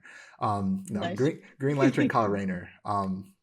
Finished close to finishing up that volume of his collection of all of his stories from the 90s.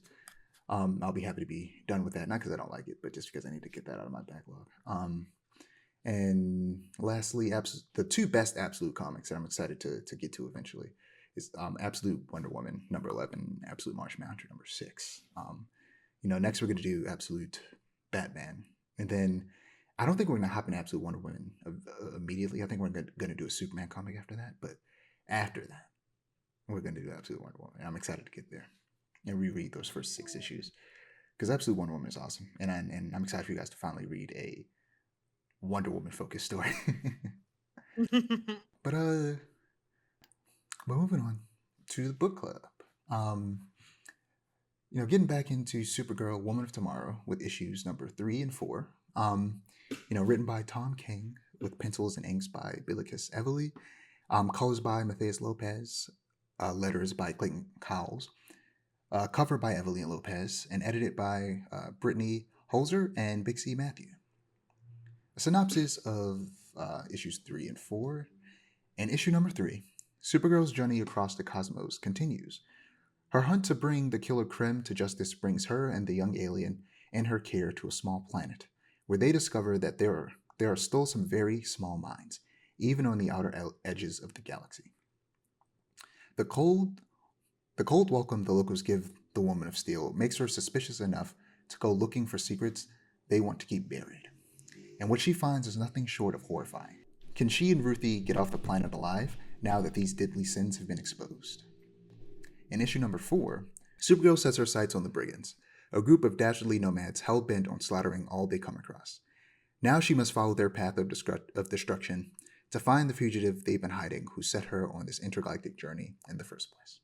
All right, so as usual, starting with the art. In issue 3, there is a beautiful page of silhouetted buildings under a night sky that I found particularly beautiful with its blue, purples, and greens in the coloring. And I love the way that Everly draws clouds specifically. And I also like the way that Lopez layers and blends colors and adds this texture on top of it that I can't really pinpoint exactly what it is. It's just great. I love it. The art's so good in this. There's also another beautiful cloud-filled page of a monastery on a mountain, with clouds, or it's bursting above the clouds, and it's breathtaking. I put those in the Discord if you guys want to check it out. Just scroll up in the comic section. I have those in there. It's so good. But you also read it, so as I describe it, I'm sure you know what I'm talking about. Like, Yeah. yeah, the art's so good. Any highlights from you guys from this comic in terms of art specifically? I liked the amount of cooler colors that we got in issues 3 and 4, especially with the whole thing between the purples and the blues, and then the kind of very jarring, very radiant yellow of the sun in contrast to that. In a lot of moments, I thought that was really, really good color work. It was I don't know. It kind of it gave me chills a little bit to look at, even before reading the dialogue. I don't know. It was just real good. I was gonna touch on the same thing, like how it's like a bunch of cool blues and like gentle colors, and then just like some bright oranges and reds thrown your way. Mm-hmm. Like there's one that I put in about Krim like being in jail and is causing so much chaos to like the purples. I mean the blues. Was it the purples? Yes, the purples. And the way that the color works is like I can tell everything that's like going on. Like nothing's muddled together, and I love it. Yeah, it's beautiful. Just clearly this person really studied their color theory. Mateus Kind of to Lopez. see their secrets. Like where are Yeah. they studying from? It's like, yeah, you teaching classes, Mateus? What's going on? Exactly. I'd pay. Right. I'd pay good money. Mm-hmm. But yeah, in terms of the story of these two issues, I read this after the Poppy War, so I was just like, really? More genocide? I can't. Yeah, Cr- yeah. Crazy Poppy work, War had crazy work. But at the same time, it's like the people experiencing this in real life don't get a goddamn break. So I guess I shouldn't either. These issues had a very similar effect as the end of the Poppy War had on me, of reminding me of the injustices going on in the real world. The real world genocide that's happening in Palestine and Congo. And because issue 3, this is the first issue where Supergirl and Ruthie come across Barbon's brigands as they continue, to go around murdering people.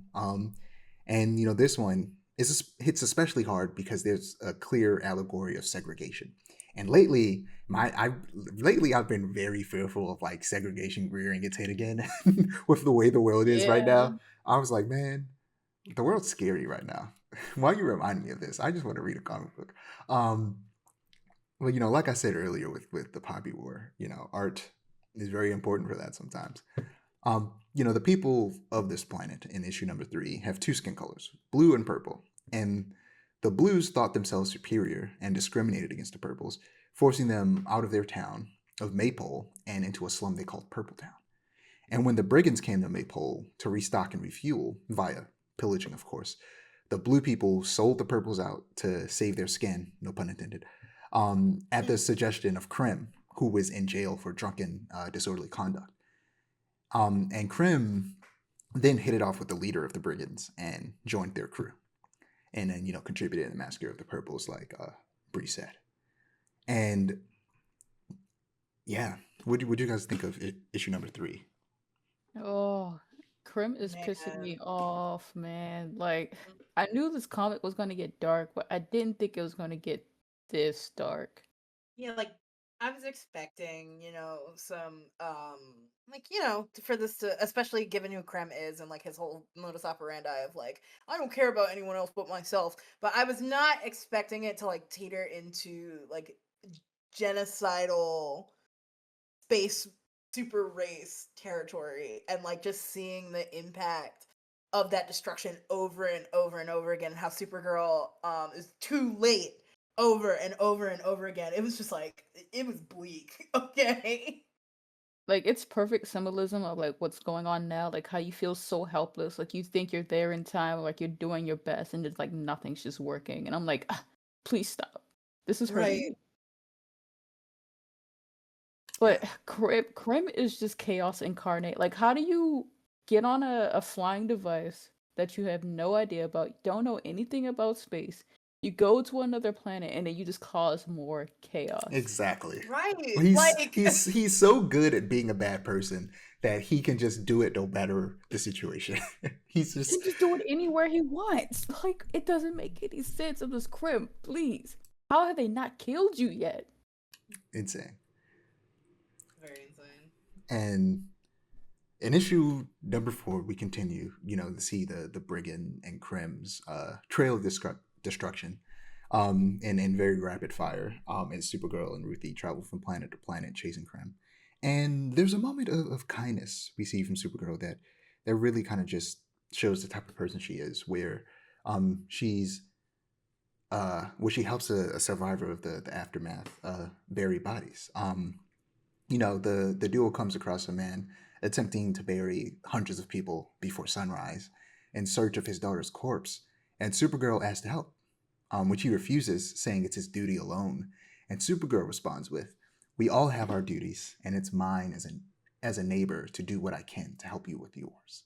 Then she proceeds to super speedily bury the bodies and use her X-ray vision to view his DNA and find his daughter's body, which is a very fun, just the Kryptonians just have ridiculous powers moment and can Yeah. do anything.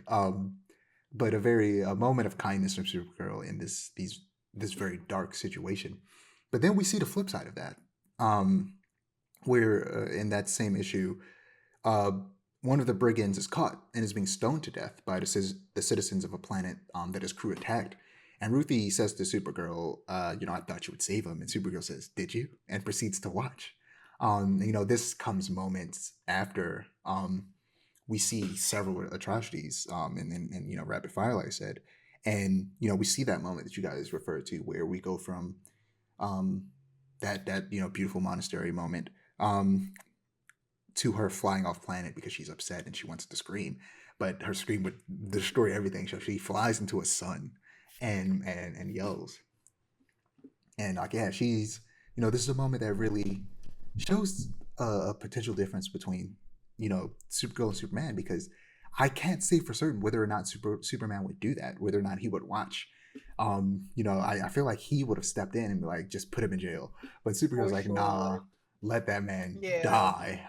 That's right, because the atrocities she's seen when she went to that one place where they're able to like document all the atrocities that happened, and she saw everything. I'm like, I would let that man get stoned too. There's Yeah, no Yeah. way I'm stepping in. Like, that kind of shook me though, where she was just like, "Oh, you did think I'd save him?" And like the silence that followed after, I was like, "Well, yeah, It's it very is what it telling. is, I guess." And then also like her Supergirl's relationship with Ruthie is really like, I know like logically that Ruthie makes it to the end because she's narrating it, but I am so scared that they're going to kill this little girl in some capacity, just for the tragedy of it all, but because I you don't necessarily based on know like what her Mhm. like state of mind or body is in. Anything could have happened. You Right? assume she's alive based on the narration, but you don't know anything else about her well-being other than that. Deshaun, don't do this to me. Don't listen. I came into this expecting like, not a fun comic romp, but it was gonna be like interesting. But now that like genocidal maniacs are on the table, I'm scared to read the rest of this. If something happens to that little girl, I'm never reading a comic again. I hope you know this. I didn't even think about that. That's crazy. Please let her like be okay because like talking about that reminds me of the scene of the guy talking about his friend like being murdered by Krem and then like him actively also being murdered, but like he Oh yeah, survived and he's just like, oh I'm yeah, glad you you know, remember not that done. because that wasn't in my notes. Yeah. That was definitely a very poignant moment of just this dude who survived this horrible situation, being like, yeah, my best friend got murdered by Crib in front of me, and he hacked his limbs off. The dude that survived, and I was like, oh my god, Crib sucks. Yeah, Bad. that scene made me ill. We need Ruthie to. needs to get her revenge. I'm That's saying we what need I'm to like turn. saying. like Supergirl probably The, won't go out of her way to kill him, but she probably won't stop Ruthie. At this point, please don't stop her. Something needs to be done. You cannot put this man in jail. He was already in jail and he got out. we need to grind Krem up into like dog food and then can him. I fear Feed him the that crypto. bad. Feed him the crypto. Because Poetic justice. that's the whole point of this mission. They're gonna go get the poison from Graham to save Crypto, who's still dying. Don't forget about Crypto. Yeah, who's still actively dying. Literally Yeah. dying. Like, But yeah, ooh. but in that moment where Supergirl is flying to the sun to scream, Ruthie hypothesizes. I said that right, right? Yeah.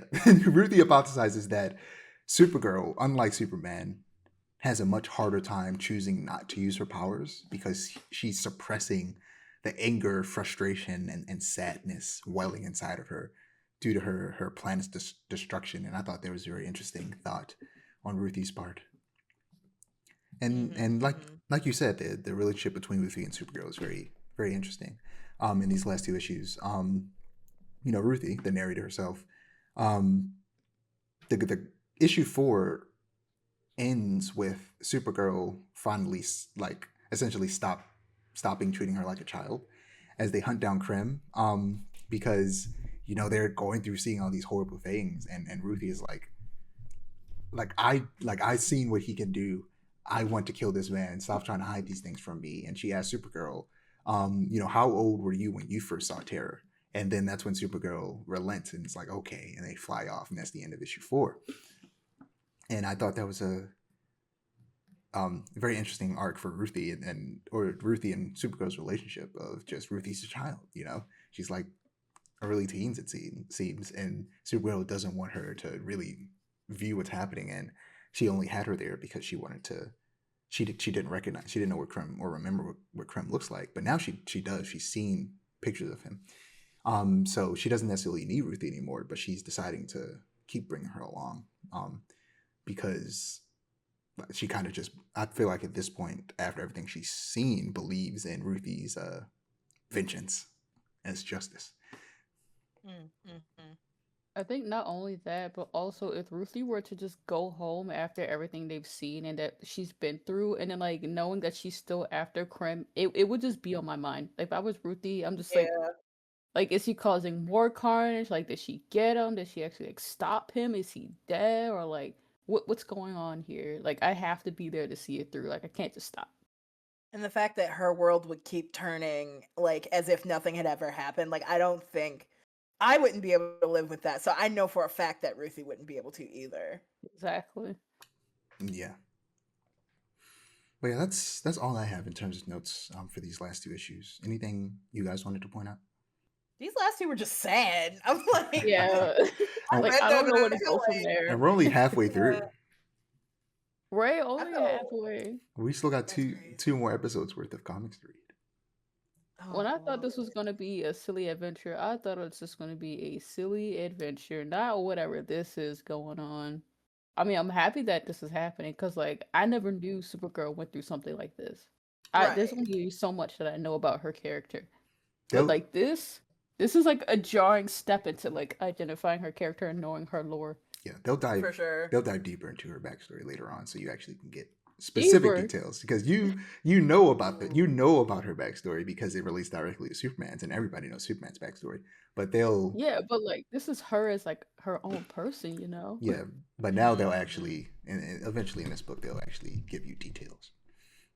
And a lot of like details that haven't been in other stories that chronicled her backstory that I thought was really fun when I first read it. All right, moving on to TV and film. What have you been watching lately, Christian? That is a very good question. I feel like my watch list has been getting wider, but the amount of stuff that I sit down to watch is getting smaller. Um, so I see the timeline and just a lot of folks talking about one battle after another. So I do want to see that film. Say main thing that I've been watching is just television for the most part. Kind of started a community rewatch the other day. And it's been a minute since I watched it from the first season. And very interesting seeing how characters are and how they just completely pivot, or even some of the characters that they try to ship and stuff like that.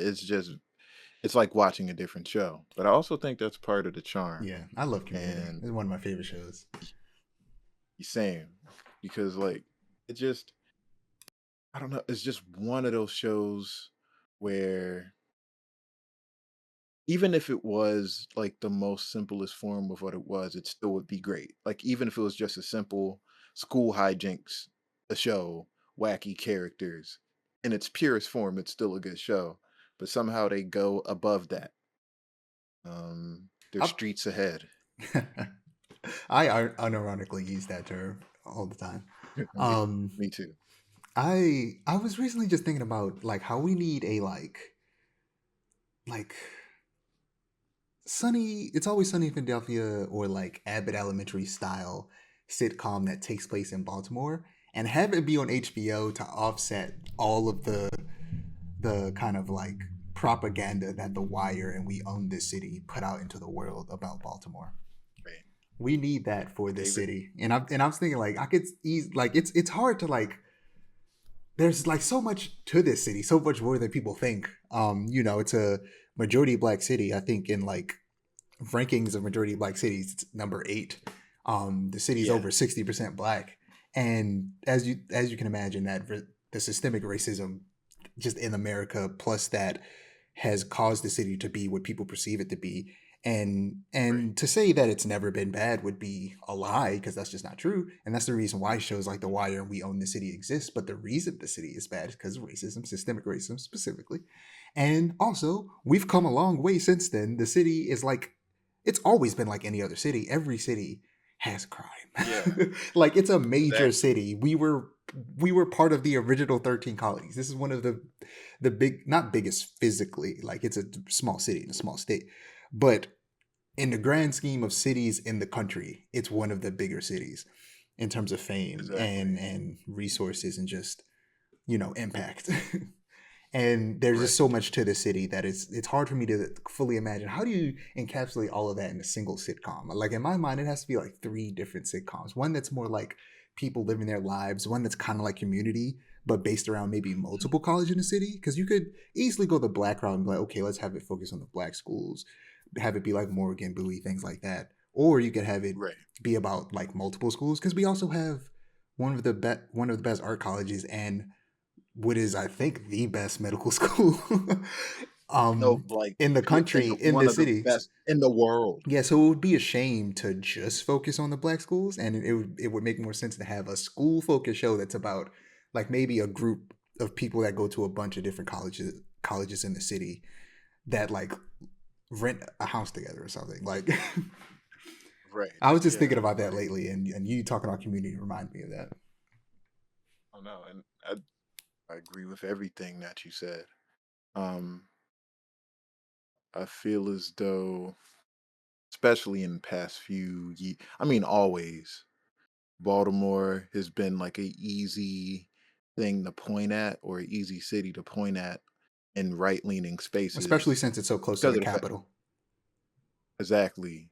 like it's it's definitely like a lot of racism there, a lot of anti-blackness there, and it's just very interesting relationship because people will hate Baltimore just as much as they exploit it or exploit it. I mean, and that's the main pattern that you'll notice. Is like people will say Baltimore is insert thing, but the same people will own property here or own apartment buildings and complexes here, and I feel like a Baltimore show would be cool. And That's people more from comedic across or the captures planet, community.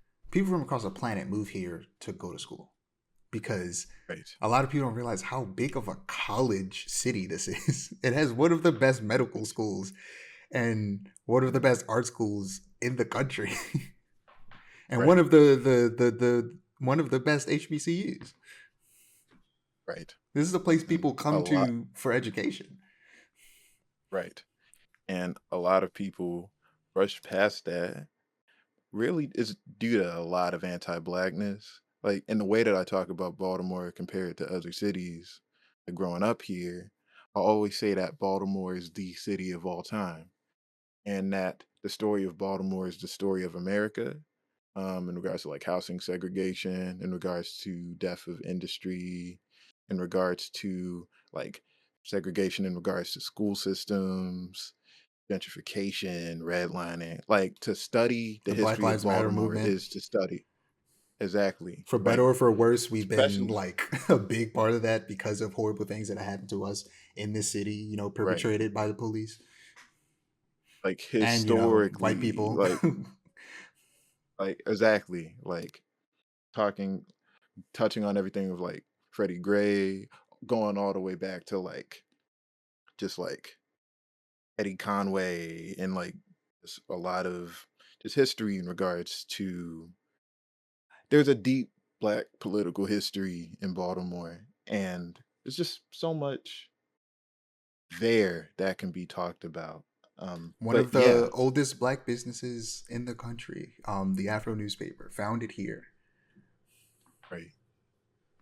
And like Baltimore really is the Baltimore is like a encapsulation of America to an extent. And I feel like the differences between like a Baltimore from a Chicago or a New York is the fact that like the only difference is the size. Because of the fact that Baltimore is smaller, the housing segregation is more apparent, like all of the issues that you'll normally see in another city are just so concentrated because of the fact that everybody is next to each other. Like the gentrification is so apparent because you could be like in front of abandoned row homes and then you walk 2 minutes down the street and then you'll see like this crazy just old Yeah. factories turned into lofts that are It's $2,000 a month. insane whenever I see that. I'm always like, but Yeah, this is crazy. This looks like a cartoon where they're showing like the bad side and the good side. like for real. Exactly. It's exactly what it is, and it's I just legitimately live in a part of the city where that's the case. I live, well, I'm not gonna say where I live.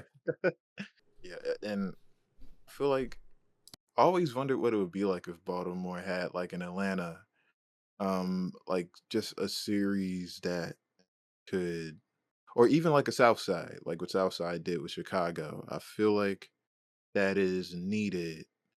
Um, but also I feel like in regards to just black media in general and us charting the course of what it is. It even going back to like literature with like authors like Richard Wright and Zora Neale Hurston being at odds the use of because of the use of AAVE in books and like should we use AAVE in books or not? What stuff should we talk about versus not talk about? It's kind of the same conversation that persists now because it's almost like in the arts, we have anything that we put out will be the paradigm, and that's just how it is. It's very definitive, weirdly. It's like if you put something out that becomes the meta for what black art is, which is very limiting. And I feel like if there is a black show that takes place in Baltimore, I don't know if like you're saying, I wouldn't want it to be just one. I would want it to be multiple types of shows that center around different just folks, different groups of people. And yeah, like I feel like there's a place for something like a Power or a BMF and something like in Atlanta or something like a Abbott. Yeah. Um, and I would like there to if we do get those type of shows, I would like it to be a spectrum. And that's like the main thing that I hope. Because even if you like change the like in regards to like the seat at the table concept, even if the people at the table aren't Tyler Perry and Lee Daniels and instead like Quinta Brunson, Donald Glover, and Issa Rae, even if you change the people at the table, it's still a table. So I'm interested in seeing what like a lot of media based around like cities will look like in the near future and just black folks in general. But once again, moving on. I also watched 28 Days Later. For the first time. And what do you think? I liked it. Actually, have you seen Talk to Me before you fully move on? I know this is my main issue as a writer where I just spoil things for myself all the time. But I haven't seen it. Like I haven't seen the film. Okay. But I do know things that happen. Ah, that's unfortunate. The ending is so good. It's such a good ending. It's such a short movie. It's just an hour 30 something. It's like, okay, the perfect length. Yeah. Yeah, 28 Days Later. I enjoyed that as well. I watched that the same night. And despite hearing so much about it, I actually hadn't seen. I thought I hadn't seen a clip, but at the very end of the movie, I'd seen literally the very end of the movie, where there's the title card is great, where it's just the 28 days later the ellipses and Right. that's the title card is them going like and 28 days later after the beginning of the movie. Right. And then they do it again towards the end, and that scene that plays at the end after they do that again, I've seen that before, but other than that I hadn't seen anything other than one screenshot of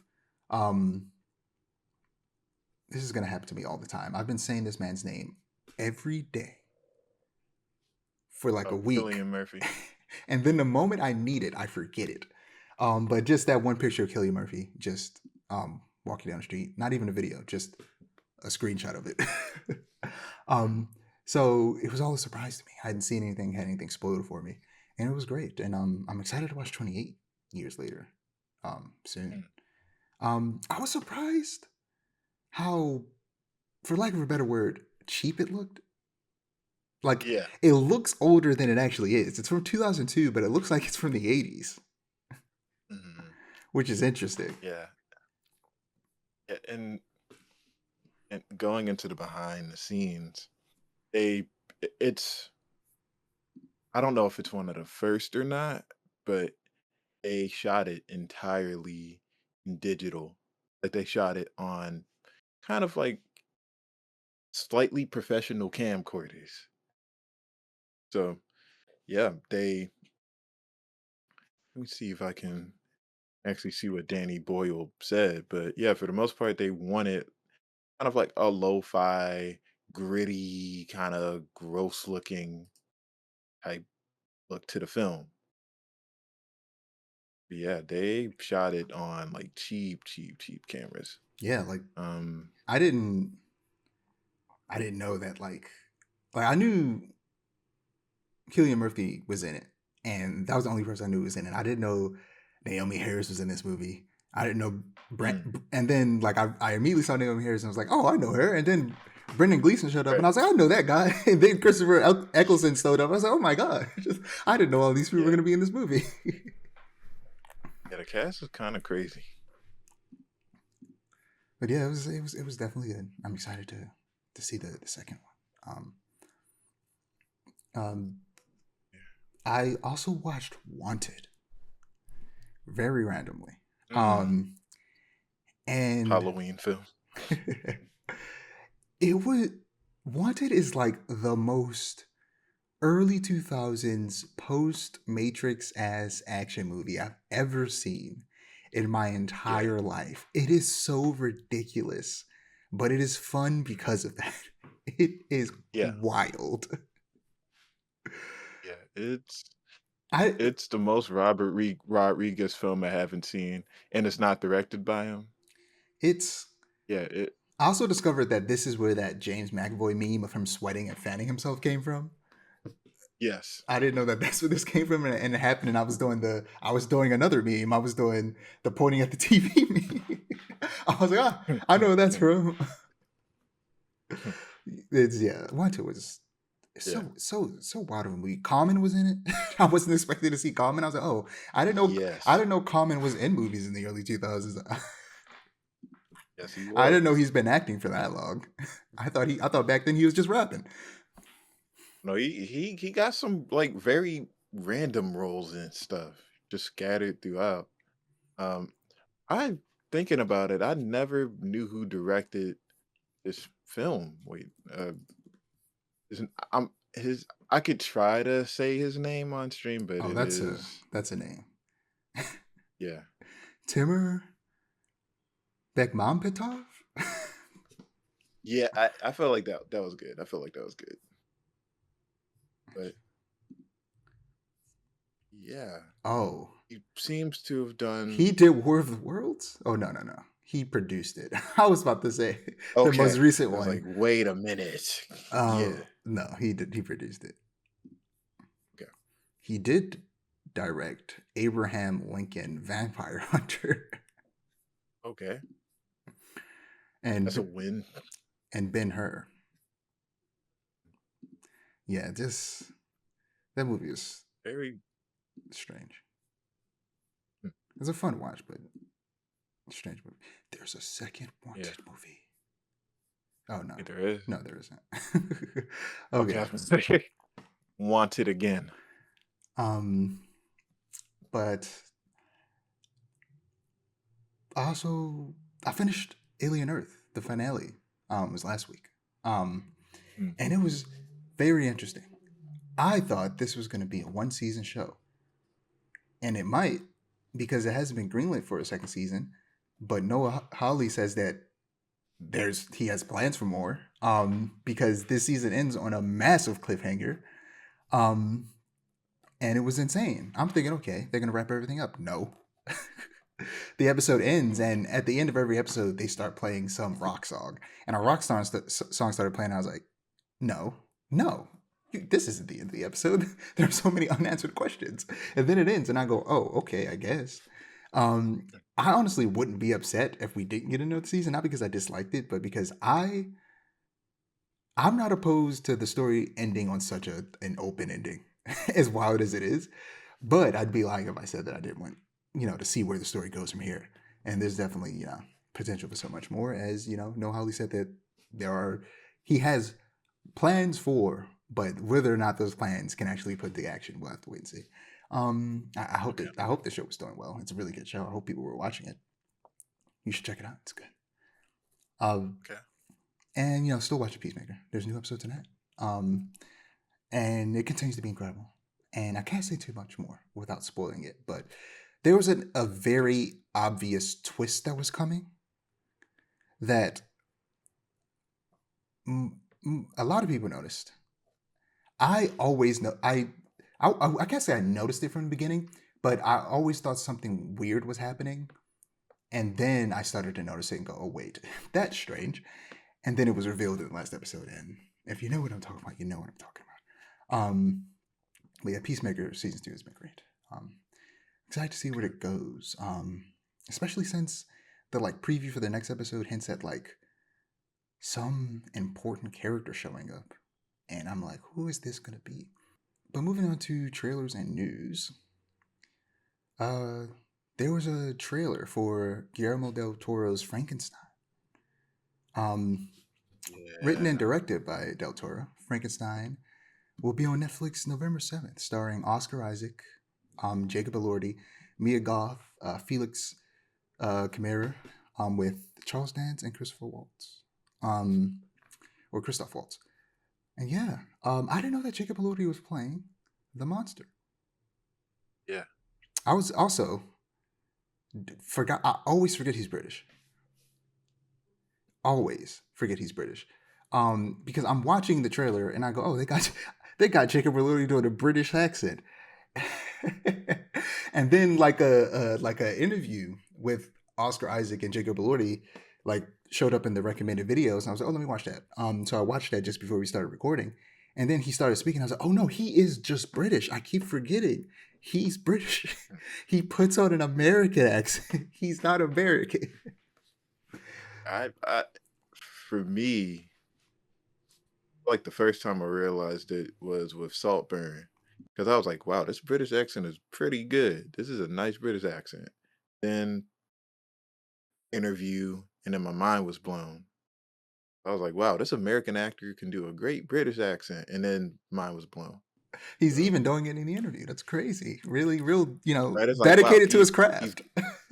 that's what I'm saying. He's like Christian Bale, watch out. Yeah. Well, yeah, I'm excited for this. I can't say that I've seen a lot of Guillermo del Toro movies. But I've always liked his movies. I've not seen a lot of them. I've not seen Pan's Labyrinth. Yeah. I watched the most recent one I watched was the Pinocchio he did on Netflix, and that was good. It was all stop motion. It was great. If you haven't seen it, definitely check it out, especially if you like stop motion. It's real good. Okay. That's definitely a great show to just put up on the TVs in the lab. Yeah, Pinocchio was really good. Hellboys, I've seen those. Both of those are really good. It's a shame we didn't get a third one. Those movies were so good. We deserve another Hellboy. Um, but yeah. Yeah. And Also, I didn't Del Toro. realize Yeah. he directed Shape of Water, but that makes all the sense in the world. Looking back on it, Yes. I'm like, yeah, that makes sense. That's a Del Toro movie. Yeah. He is the creature guy. Yeah, definitely checks out. Regards to Del Toro, the first film that I've seen by him, and I wonder if it's a common thing with others, was Pacific Rim. That Yeah, was I've the seen that one first too. one. Yeah, and Main theme for yeah, Pacific Rim is so good. That music is so good. yeah, it's great. Also, I need to watch Pacific Rim again. I forget what his job was exactly, but the creative director for Doom 2016, Eternal Dark Ages, worked on Pacific Rim, and I think he might have designed the mechs. Like he might have been like Mm, an artist on it. I can't remember, but like he like worked on that. And it wasn't until Doom, the Dark Ages, that we actually finally got to pilot the mech that they introduced in Eternal. Um, mm, but yeah, it's interesting that he worked on that and then went to go make Doom. right. That I didn't know, but then again, it adds up. Even like the design for the looking at it right now, the design for the mask on Pacific Rim is pretty Doom guy adjacent. Um, but yeah, Pacific Rim was the first one, and other than that, it was just Blade 2 in like passing. Oh yeah, that's But another one I yeah, seen too. Blade 2. Blade 2 is the best Blade. I do want to delve into more of his stuff, especially because I think his monster design is very cool, and he just kind of does what he wants, and you never know if you're going to get something more big budget and like VFX based, or if you'll get a stop motion Pinocchio. Like Yeah, I'm just realizing I'd seen more of he his has a movies than I thought because I forget that some yeah, that he directed some movies that I've watched.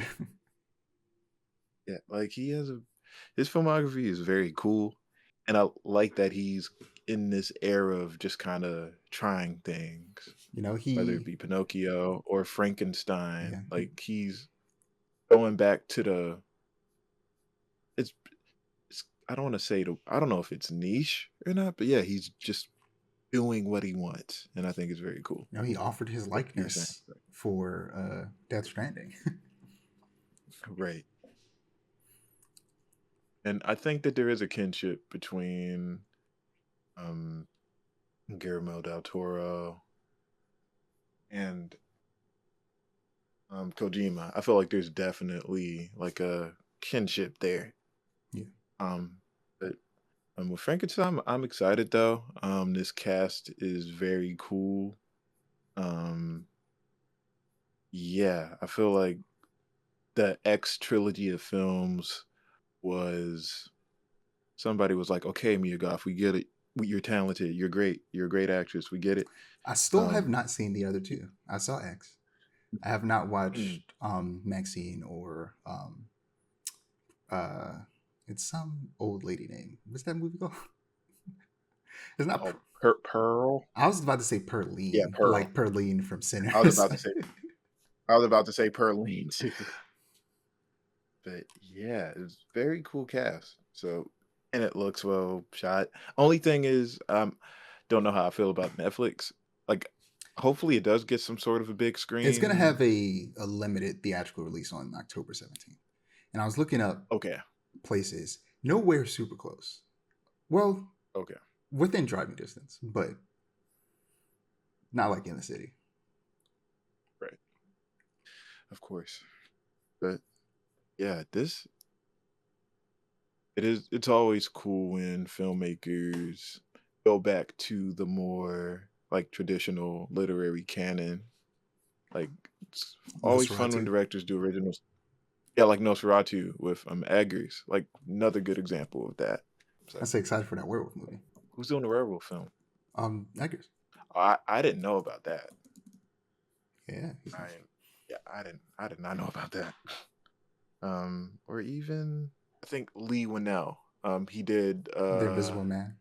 yeah, The Invisible Man. Yeah, like I think it's cool that filmmakers are going back to more of the traditional lexicon of horror stuff and doing it in different ways. Yeah, I need a So new creature from the Black Lagoon. And if anybody should do it, it should probably be Del Toro. that would be pretty cool. Hey, Jordan Peele's Bigfoot. I'll see it. Jordan, I'll watch it. somebody's got to make a mummy. Yeah, next we have the Mandalorian Grogu got a proper trailer, and it looks to be completely focused on the Mandalorian and Grogu, which is all I want. Season 3 was ass for a great many reasons, but a big one was them trying to do the MCU thing and have it connect heavily to the wider universe. Mandalorian was at its best when its connection to the greater universe happened in one-off episodes, like the Jedi episode that introduced Ahsoka to live action, Mhm. or Luke's appearance at the very end of season 2. Trying to make Mandalorian a major part of the greater Star Wars timeline has bogged down its storytelling. It's become less character focused, and focused on the journey of Mando and Grogu, which was the draw, and more on just the overarching plot, which sucks. Um, the first 2 seasons are perfection. I feel like season 2 did the best job of bringing in those greater universe things without bogging the show down. And season 3 just leaned into that too much, and yeah, it just ruined the vibe. It also, Mm. what else ruined the vibe? Book of Boba Fett. What? I'm sure you've heard tale Oh, of how I've bad that heard. show was if you haven't seen it yourself. Good God, Yeah, I've not been more disappointed in the show in my entire life than the Book of Boba Fett. And I think part of the failure of that show is because all the cool things you could have done with Boba Fett kind of already happened in The Mandalorian. But at the same yeah, time, you could see the avenue they could have went with him. Whereas Mandalorian is a noble Mandalorian. They could have had Boba Fett be the piece of shit Mandalorian who doesn't give a damn. But instead they did this weird Mandalorian. I mean, yeah, I guess he is a Mandalorian, but Boba Fett trying to build the family thing and him having this weird code of honor that didn't make sense, and it was so strange. It was such right. a strange show. But the best episode of the show was just straight up an episode of The Mandalorian, but in the middle of this show, and it was so weird because not only was it a straight up episode of Mandalorian in the middle of Book of Boba Fett, it was a pivotal episode of The Mandalorian where In the middle of a terrible show. at the spoiler from Mandalorian, at the end of season 2, Mando gives up Grogu and sends him off with Luke to be trained as a Jedi. They undo that in the Book of Boba Fett, a show that I guarantee you most people watching Mandalorian did not watch. So imagine this. You're watching a show. It takes place in a greater universe, but you don't have to watch it. You don't have to watch Star Wars movies to watch The Mandalorian. So you know, you're watching it season by season. Season 3 comes along. All of a sudden, everything that happened at the end of season 2 is undone, and you don't know why. Because it happened in another show that you didn't watch because everybody said it sucked. And also you didn't care to begin with. And you definitely didn't care after you heard about how bad it was. That's what happened. I can't believe they messed up so bad. They were on a roll. And then they just completely dropped the ball. Especially Giancarlo Esposito was playing the main villain. And he did a good job, but god damn it, did they drop the ball with his character as well. It was so unfortunate. I was so upset watching season 3. Like, I can't believe this. I like watching the finale. I was just like, I can't even be excited about anything that's happening because the buildup was ass, and I'm not even happy about the payoff. And this movie, I hope it's going back to the simple stuff that I liked about the first 2 seasons. Have you seen any of The Mandalorian? I during the initial hype of season 1, I watched some of it, and honestly, that's my like main grasp of the Mandalorian. But at That, the time, that first season is my initial those first 2 episodes are a core memory for me because mm, I was in college when it came out. It was 29. It was like late 2019, same, and I was watching it on my old ass laptop. um, on like Disney Plus was new at the time. So I'm watching it on this old ass laptop on Disney Plus, and it was like barely playing. But I watched the first 2 episodes like in the cafeteria during lunch. mm, and I watched it in the dorm with a tiny like computer monitor sized TV on top of a refrigerator. And yeah, I don't know, just watching it felt teleported. It was felt like I was watching Star Wars over again with a fresh coat of paint. It wasn't attached to anything. It was just even though like there is some lore implications, it was a fresh story with cool characters.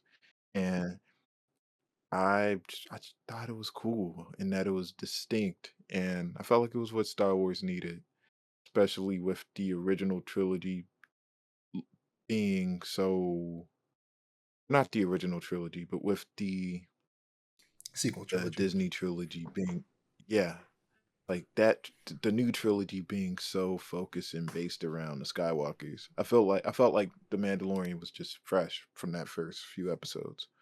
Um yeah, that's like the only real exposure that I had to like much of any of the Disney Star Wars like Disney Plus experiments. I wasn't I I didn't watch Book of Boba Fett. All of the critique was so potent everywhere. No, what it wasn't even just the Gamergate weirdos. It was like people that are like, yeah, this is just trash. This is just trash. Yeah, like best Everyone didn't like it. best part of that show, the main theme song by Ludwig Göransson is so Mm. goddamn good. If you interact with anything from that show, just listen to the main theme for the Book of Boba Fett. It's so good. Just like the main theme for Mandalorian is so good because that was also by Ludwig, who composed the first couple seasons. Like, yeah, Ludwig is good at his job. A- and compose community like set up and payoff, circling back around. Yeah. But yeah, you know, anytime something Star Wars comes out, I watch it. I like Star Wars. I want it to be good. Mm. And I hope this movie's good. Let me look up my I also concept. wasn't aware. Go ahead. I didn't know this movie existed until I looked in the Discord. I did not hear about this at all. Yeah, this is set to release May 22nd next year, 2026. All right, so moving on to video games. Ayara, what have you been playing lately? Let's see. One thing that we will talk about later, of course, of course. I've been playing a lot of, like I said, The Binding of Isaac. That game is still, you know, like a tumultuous, toxic relationship. I just keep coming back. Um, Also, a lot of Minecraft with some friends of mine. We started a server based on our current D&D campaign, and we're kind of playing like Minecraft in character in air quotes, or at least as in character as we can stand to be. It's been going mostly out of character as of right now, but it's been fun. It's been fun. I haven't played like vanilla Minecraft in a really really long time, and like while I do miss my quality of life mods, I get the charm of it. And I'm like, you know what, this kind of simple sort of playstyle is actually rather nice every once in a while. I still prefer modded Minecraft, but you know, it's regular vanilla Minecraft has its charm. Then I Am Bread is free right now on PSN, so I've been watching my girlfriend play that. And that's been fascinating because that game it aged well, but it's still very dated at the same time. It's a little insane. But other than those things, that's it. Cool. I haven't heard I Am Bread in so long. I I just know. haven't heard that game name in a while. Uh, but for me, I played a demo for Crisol Theater of Idols. Um, Ooh. it's one of those games that was announced when what's that horror movie studio that I'm forgetting the name of right now. Blumhouse? Blumhouse, yeah. When they had announced that they were like going to start producing games, this is one of the games that they announced, and a demo was released. And Theater of Idols is a first-person horror action game set in Hispania, a twisted version of Spain, where you play as Gabriel, a soldier who uses blood as both weapon and lifeline. You explore the cursed island of Tormentosa, um, uncover dark secrets, and battle horrifying enemies. It was fun. It was good. I liked it. Ooh. There's a there's some. It reminds me of another game that was announced recently. I can't remember the name of it, but it's that like French Revolution first person Souls like game that we talked about Oh, yeah, a yeah, couple yeah, weeks ago. yeah. Where this also feels like a Souls like, but it's definitely meant to be more survival horror. Like I don't Mm. think there's like a bonfire type saving system like that other game has, but the combat feels very much kind of like first person Souls like in a lot of ways, and you have like vials that you use to heal yourself, and you can only hold a certain amount, and your weapons are charged by your health. So you charge them Mm. with blood. So you drain your health bar to reload your guns. And we talked about it when we watched the trailer a while back, how all the reloads were gnarly because he had to like poke his hand and like stab his hand with the weapons and stuff. Right. Like there was a rifle where like the bolt action rifles, you have to pull back the catch. Mm. And he had to stab his hand into it and then pull his hand back. In the trailer, Ooh. that gun wasn't in the demo, but that's the like an example of how they reload using blood. There was the basic pistol that I assume is the first weapon you get, and then there was a shotgun, and there was this horrifying, like unkillable, what do you call it, pursuer enemy that was like this Mm. giant like Spanish doll soldier that was creepy. It looked like something out of Liza P. It looked like one of those like Ooh. giant What was police officer, because Liza P is in France, a mm. version of France too, right? Well, this is Spain, but that is like Italy. Italy. Okay. Italy, yeah, because Pinocchio. Yeah, that makes sense. It's just like it reminded me of Liza P. The enemy Yeah, design. it sounded like Liza. It's like if Liza P. like the gameplay to me, it sounds like the gameplay and like kind of physical like art style aesthetic as like Liza P. But then like the lore and like backstory aesthetic of like what is it? What's that game called? Blasphemous, Mm. which I really enjoy. That sounds really neat. Yeah, it's fun. I'm excited for full release. It was really good. Um, I decided to start playing the Doom Eternal DLC, Ancient Gods, after Ooh. finishing Dark Ages, and luckily it was on sale. Because I wanted to remind myself why I liked Eternal more than Dark Ages, and it's definitely much more of a breeze to play. The openness of Dark Ages made it a hassle, whereas Eternal is easy to pick up and put down and pick up again, which I will be doing, seeing as Hades 2 and Ghost of Yotei are out and taking up my time. Um, Right. and you know, like I said before, you're also encouraged to use more of your arsenal in Eternal, but not forced. Unlike Dark Ages, where you can easily get by using the same couple weapons, the enemies have weak points that utilize certain weapons and their abilities, and I like that.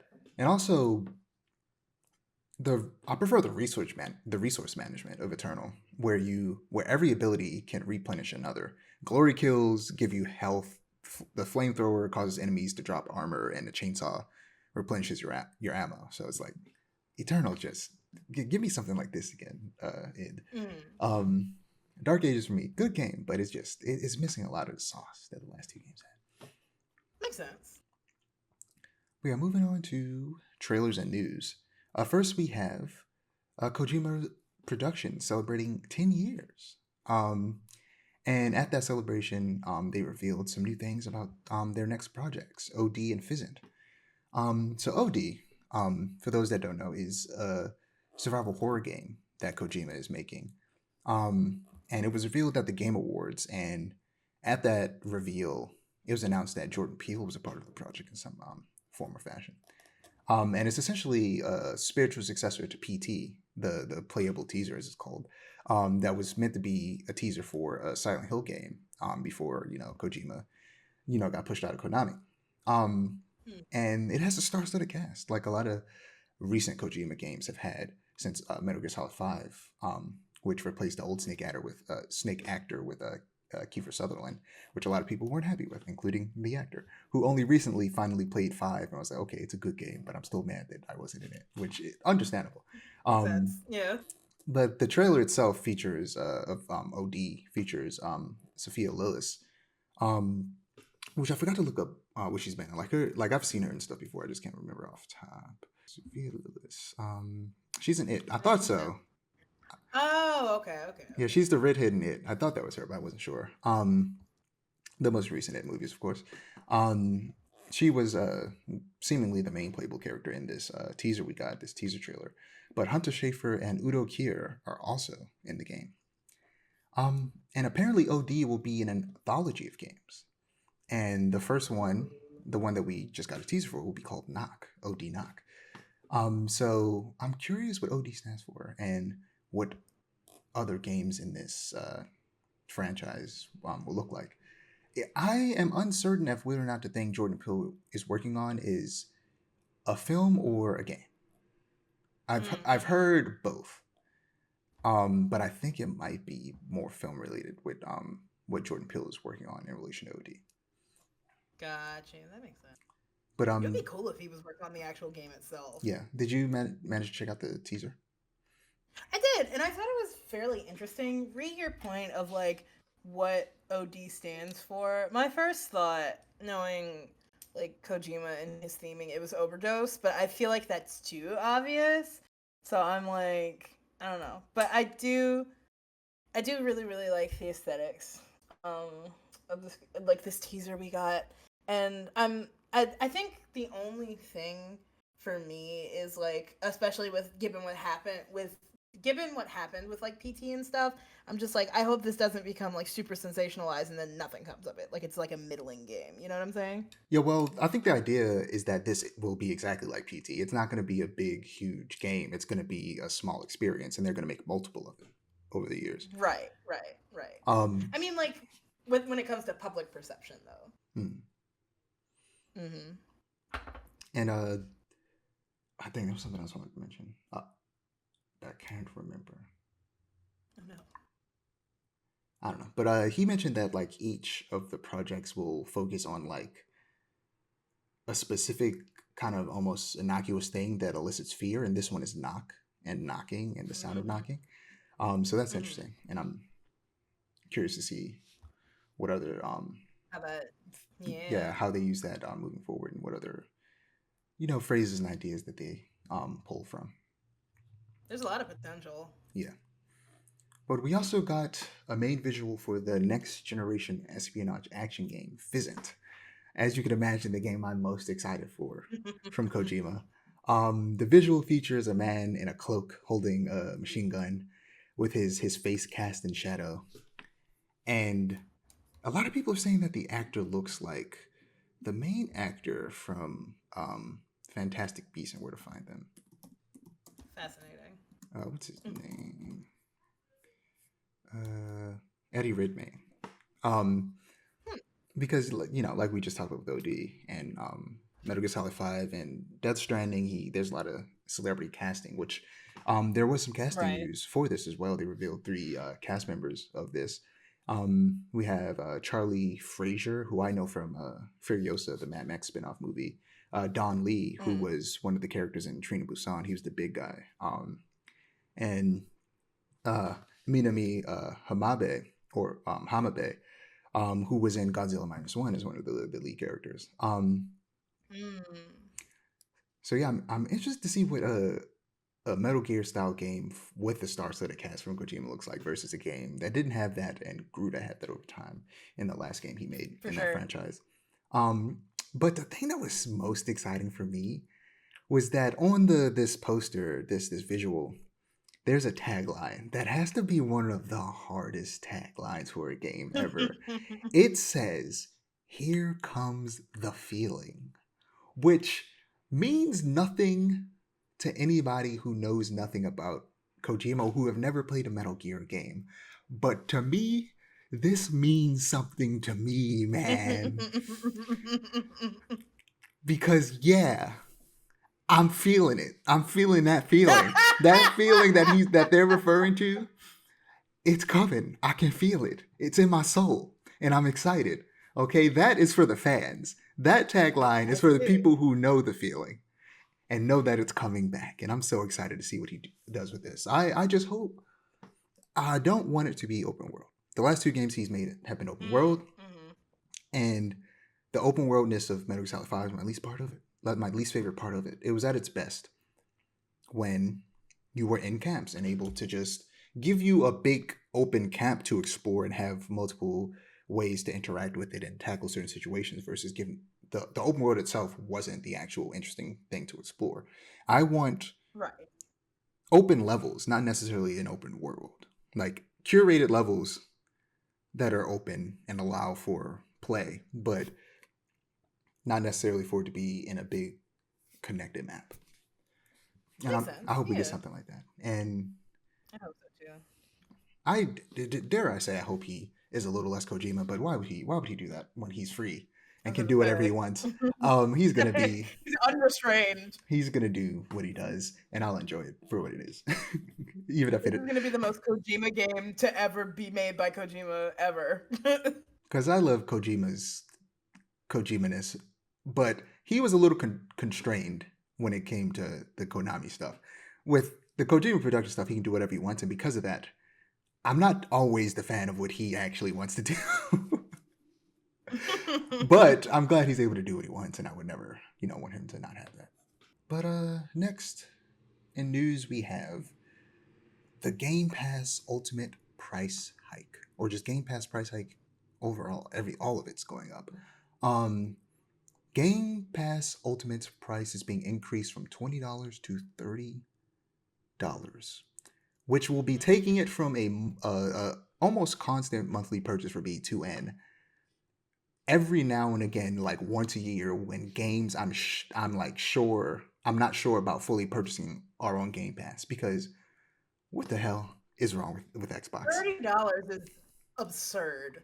And I didn't have time to confirm this. I'll look it up real quick, but I believe Call of Duty Black Ops 7 won't be day one on Game Pass. Of course not.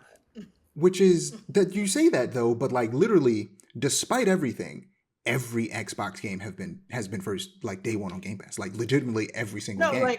Like they haven't missed a beat. Like including all of the Call of Duties.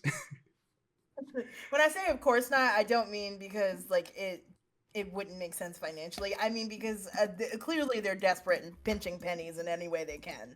So it's like, okay, we raise the price of Game Pass and we make them pay for probably one of the primary reasons that people have Game Pass separately. It's a money printer, and it's like, all right, Xbox, okay, sure, man. Okay, so what I'm seeing now is that previously some games like Call of Duty were on the lower tiers for for Gamecast, Mhm. or excuse me, Game Pass, but now it's Mhm. exclusive to the most expensive tier. Oh, I love So that. it is their day one, but you'd have to pay $30, which at that point just buy the damn game. So Right. this is insane of them. This like you've heard me sing the praises of Game Pass all the time. I'm constantly Mhm. telling people like just subscribe to Game Pass. If you got a PC, It Game Pass, right. subscribe to Game Pass. It's great. There's a lot of good games on there day one. I have it for this month, but after this month I'm canceling it. And I'm gonna play Ninja Gaiden 4 using it. And then I'm gonna buy it physically, and then that's the way I'm gonna play it after that. But like it's insane that they think that this is a good idea. And I hope that it blows up in their Right. faces and that they change it back. Andy Cortez at Kind of Funny Games, he puts it best. He essentially said that the sell for consoles is lower cost and simplicity, and Xbox is fucking that up even worse than PlayStation. Right. And that's why they're about to stop making consoles altogether and focus on PC stuff and putting their games everywhere on all consoles, including Nintendo and PlayStation. Um, yeah, it's insane. Like to make $30 worth it, they'd have to have some insane games on Game Pass all at once Mhm. every month. Every month they would have to have like 5 incredible games to make it like $70 games, not just indie games. Like they'd have to have like the to They'd have to make put Nintendo games on there or like something. to make it worth Something it, insane. they would have to have like games that people actually want to play on there every month, and it would have to be a fair amount of them that actually make the cost make sense to make it to where you are actually saving money. Which it was like that for me with Game Pass. I was saving Right. money because there was a bunch of games I'm like, look, Persona 3, great game. I'm never going to play that game again. I Of played course. Persona 3 Reload on Game Pass. That game's too long. I'm not playing that again. I played Doom: The Dark Ages on Game Pass. I don't plan on playing that again. Um, Right. I previously had Eternal on PlayStation, so that's where I got the DLC. But like, what is it? There's a bunch of other games that I played on Game Pass. Like the games that I do like, and I'm like, okay, I will play this game. Like Expedition 33, I have that physically now on my Xbox, so I have Right. another way to play that, even though I originally played it on Game Pass, and that's how I treated it. Was okay, I'm gonna play games and try games on Game Pass, and then the games that I actually like, that I know I'm gonna want to play again, I'm gonna get those physically or digitally, and that's how I'm gonna treat Game Pass. But now it's so expensive, I'm like, nah, I'm just gonna have to be a lot more selective and just actually Mhm. buy more games full price. um, of Which is unfortunate. day one, rather than waiting to see if I like it, because we get a lot more demos nowadays, but not as much as I would like. Um, Yeah. and like in my opinion, especially triple A games, there's no excuse for them not to have demos. Oh, absolutely. There's no excuse for triple A games to not have demos, especially when indie games have demos on Steam all the time. Right. You're telling me the studio with millions of dollars put into this game, can't give us a like not even like a 30-minute demo? Like, come on now, got it. I love that Get on my nerves. Capcom does so many demos all the time. Um, For sure. like a month or two before the game comes out, they do a demo. Like the demo that we've heard about a lot from Resident Evil Requiem, that exact demo is for sure going to be released in like January or December. Mhm. But like, yeah, this is insane. Um, yeah, your thoughts before we move on. Cause like, okay, I am no longer a Game Pass subscriber. I did use it for quite a fair bit of time because I had like a free 3 month subscription, because I have Discord Nitro, and like that 3 months of Game Pass was amazing, and it made me consider like actually subscribing for real. I don't remember the reason why I didn't end up going through it and like committing to it. I think it was because like the selection just didn't have enough for me to justify the price. But this $30, absolutely not. It's not even a thought in my mind anymore. Because for the past couple months, I've been like, maybe I should resubscribe to Game Pass so I can play stuff and not have to pay millions and millions of dollars for it. Because games are expensive. Being into video games is a very expensive hobby now. And so I'm like, what's most cost effective? It ain't Game Pass anymore, that's for sure. I don't know why they think the solution to things getting more expensive is to increase their prices. That's just going to make people want to buy it less. Not like Right. that's not going to make you more money. It's insane. If anything, it'll make you less money. Exactly. I can't believe this. This is insane. So there's been some news about EA that we'll get to, but I did want to I just briefly wrote about just I've been I pick it up, I just sit down and I just skate around every now and again because it's fun. This like the Yeah. core gameplay is good. It's fun. It's just fun to skate around and skate as it should be. It's a good time. I like it. Um, and Yeah. I can only speak from the outside looking in, but real life skating is about persistence, and skate captures that perfectly. Just doing the same thing over and over again, until you land it. It's real fun. It's good, Right. and I hope it gets better. But boy, am I afraid for the future of skate after recent news of EA selling to Saudi Arabia, which has been a trend Yeah. lately. This is coming from Eddie Makuch at GameSpot. The rumors were true. Electronic Arts has announced that it sold itself in a $55 billion deal. EA I sold can't even itself fathom that. exactly. EA sold itself to an investor consortium made up of Saudi Arabia's Public Investment Fund, Jared Kushner's affinity partners, and the private equity firm Oh, Silver Lake. EA said that the all cash deal positions EA to accelerate innovation and growth to build the future of entertainment. EA CEO Andrew Wilson is still on board as CEO. So, why is this concerning? This could result in layoffs like no other. Makuch yeah. writes that part of the deal is being funded by $20 billion in debt financing. That's a lot of debt, and people are already wondering and worrying about cost-cutting measures. It remains to be seen, however, if EA under its new ownership will undergo a cost-cutting plan. Oftentimes, large mergers and acquisitions lead to cost reduction programs that result in layoffs Right. and other downsizing. The PIF are also known for violating human rights. Makuch also writes that the PIF has attracted significant controversy over Saudi Arabia's wide range of human rights violations. And the deal to buy EA is now the second biggest acquisition in the history of gaming specifically, and one of the largest in any business sector of all time. With the biggest gaming buyout ever being Microsoft's 75.4 billion acquisition of Activision Blizzard. Mm. But maybe it won't go through. So Makuch also writes, to be sure, what was announced today, September 29th, was the deal itself. The actual transaction is not finalized and is subject to government scrutiny. That being said, EA said it expects the deal to close in Q1 FY27. One last thing before you speak, though. EA's new owners are potentially planning an AI pivot to significantly cut operating costs, according to the Financial Times. Brother, this is insane. Cut operating costs. That's a very interesting way of saying let go employees. Exactly. Get rid of the human workers, replace them with robots. This is insane. Wow. This is It wild. is. And I forget We where are else I heard it, but I've heard of several big businesses selling to Saudi Arabia. What the hell is going on over there? I do not know. I think and like I still want to get initiated with all of the details, but this is also coinciding with all of those stand-up comedians that were going over to Saudi Arabia to Yeah. perform. Yeah.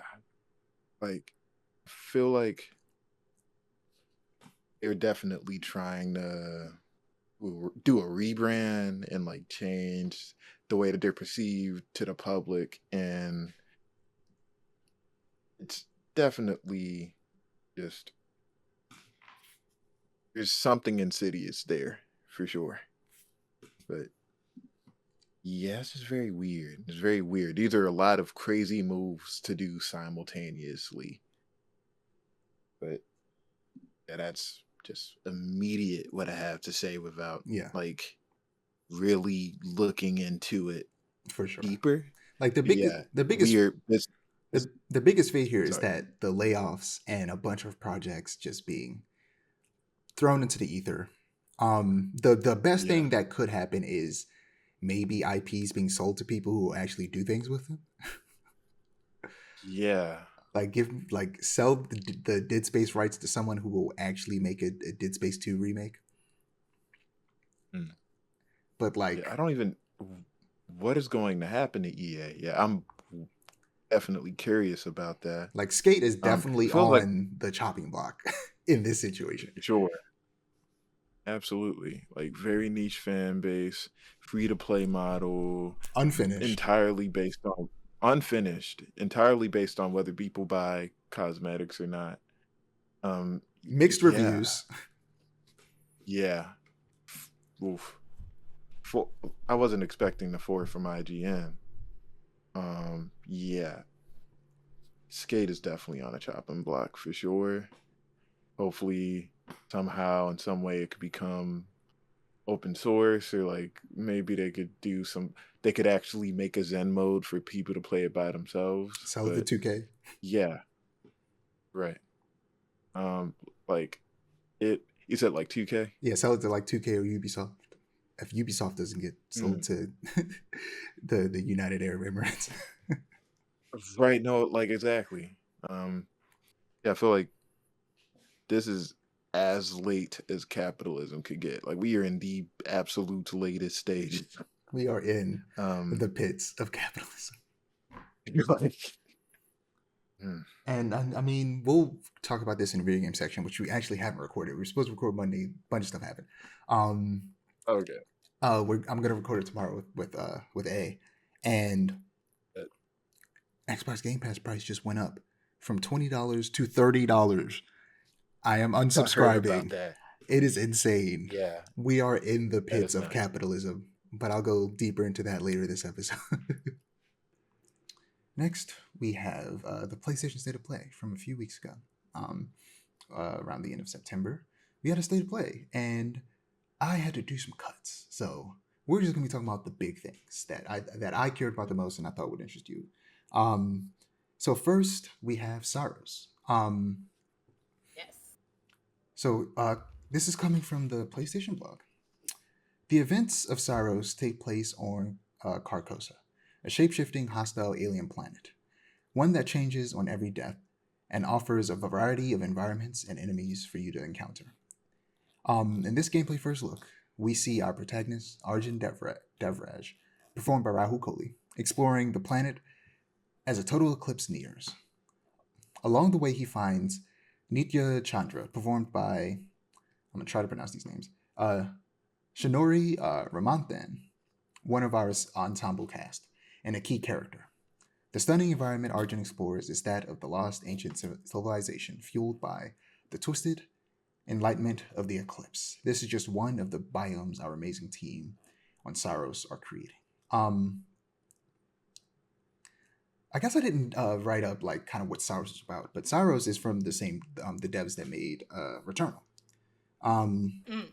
which Returnal is an interesting game where I feel like Mhm. it was like I think it was like one of the first game released on PS5. Like it might have been day one, Mhm. and it's by was Housemarque is the studio, and it is a lot of people describe it as essentially kind of like what they want from like a third person shooter Metroid.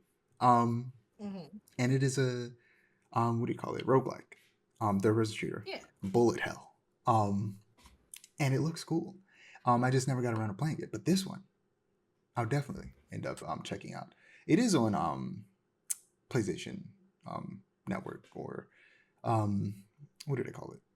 I forget. PlayStation changed the name of it, and I can never remember it anymore. But yeah, it's on PSN. It's on there somewhere. Gotcha. um, Gotcha. so it's available to play on there. But this one, I don't. I'm not gonna. I'd like to be honest. I don't really care that much to go back and play Returnal, but I do Mhm. want to check out this new one. This you're into. Yeah. Right. But they showed some real and unedited action gameplay, and I'll just skim over some of the details I pulled from the blog. In this video, Arjun is using the Soltari phosphor shotgun to defend himself and mount the hostile machines housed in the lost ancient city. In the extended gameplay, you can expect, or as you can see in the extended gameplay, you can expect spectacular bullet patterns from enemies, and brutal weapons to use, which fuel the sci-fi power of fantasy. Arjun has a unique ability called Saltari Shield, activated by holding R1, where you can run into hostile projectiles, absorbing their energy to defend yourself. I think this is their way of trying to fix a problem that people have with Returnal, where just dodging the bullets was kind of hard for some people, and that there was just a high skill ceiling with that. So they want to give people a way of kind of like getting around that, and just give you a shield to where sometimes you just don't have to dodge. You just cut on the shield Makes sense. and you run through it, and I think that'll make it a little easier for people. Something interesting that Yeah, a little more accessible. something interesting that Returnal did that this game is doing is that they use the PlayStation 5's adaptive triggers to Hmm. control which like firing style. Like each weapon has like two abilities, and to trigger this one of the abilities, you have to half pull the trigger instead of fully Mm. pulling it. And with the um dual sense triggers, the haptics make it like add resistance to the trigger pull. Like I'm playing Tsushima or Yotei, and like when you're pulling the bow, there's resistance that makes it feel like you're actually pulling a bow. It's cool. That's sick. And yeah, in this they use that to switch between abilities using certain weapons. They also highlighted how they're expanding the storytelling in Cyros, along with the grounded voiceover and stunning cinematics. There will be audio logs and conversations with the ensemble cast of NPCs. There are also holograms detailing what happened on Carcosa as you explore. I heard that the story stuff in Returnal is a bit sparse, and people wish there was more of it. So it seems like they're trying to address that and give you more story Hmm. things with each run. And the final element they highlight is the second chance ability. On death, Arjun has the ability, once discovered, to use Eclipse Corruption energy to rise back up on first death. Uh, Ooh. yeah, so it's weird. I'm surprised that wasn't in Returnal. I feel like most roguelikes tend to eventually give you ability to where you get your death defiances, like in Hades, Right. where you can get back up once or twice, or sometimes more during a run. But yeah, this release is March 20th next year. Dodging GTA by a couple months. So yeah, I'm interested in this. Did anything about this? I am too. Yeah, The make thing you interested. that really caught my eye immediately was the UI. I really like how subtle it is. Like it doesn't get in the way, because that's a problem I have with a lot of hack and slash games, is that sometimes like in trying to make the UI look nice, it becomes very intrusive. And so I'm like, I don't know, or not hack and slash, but like roguelikes in general, and just some games it's like in trying to again like make that the UI becomes very, very intrusive, and it's like now I don't even want to look at it because you guys made everything hard to see and trying to make everything pretty. And this game like really dodges that really well while still having a UI that's very interesting to look at, and it reminds me, it's very Nier-esque, like the aesthetics and kind of like almost the gunplay even a little bit, but mostly the UI is what attracted me. And again, roguelike elements. I'm a sucker for a roguelike. Yeah. So next we have Zero Parades for Dead Spies, developed by Zaun, the developers of Disco Elysium. Zero Parades for Dead Spies is a story-rich espionage RPG. You're a brilliant but tormented operant on a desperate assignment. Pick up the pieces of your broken network, untangle a bloody web of intrigue, and prove yourself on the big stage, or blow it all up again. According to the Steam page, the key features are dramatic encounters, pause time and tactical view, and pull on your skills to improvise the impossible, evade threats, turn the tables on your adversaries, or leap into the unknown. The dice may betray you, but the failure always leaves scars. Uh, Exert. Burn through your fatigue, anxiety, and delirium to force the dice in your favor. Exertion gives you an edge when you need it most. Conditioning. Apply operant training to turn moments of thought into quiet shifts in behavior, identity, and fate. Become an anti icon. Play as Herschel. Brilliant, relentless, magnetic, and accursed, a former top operant whose touch turns everything to ash. She is as dangerous to her enemies as she is to her friends. Espionage reinvented. Descend into a world of bootleg mind erasure, failed space programs, and state-sponsored pop stars. This is espionage stripped of glamour. No parades, no happy endings. At least probably not for you. Falling forward. In the life of an operant, failure is inevitable. Here it's another way forward. Every misstep opens doors that success would run swift by. Yeah, this game just this so as I'm like was reading through the Steam page, like watching the trailers and then like reading up on this, I was like, I guess I didn't really realize what Disco Elysium was. Like the type of game that Disco Elysium was is a CRPG. I didn't really know what a CRPG was. And from my understanding, it's basically like as close as you can get to simulating tabletop RPGs in a computer.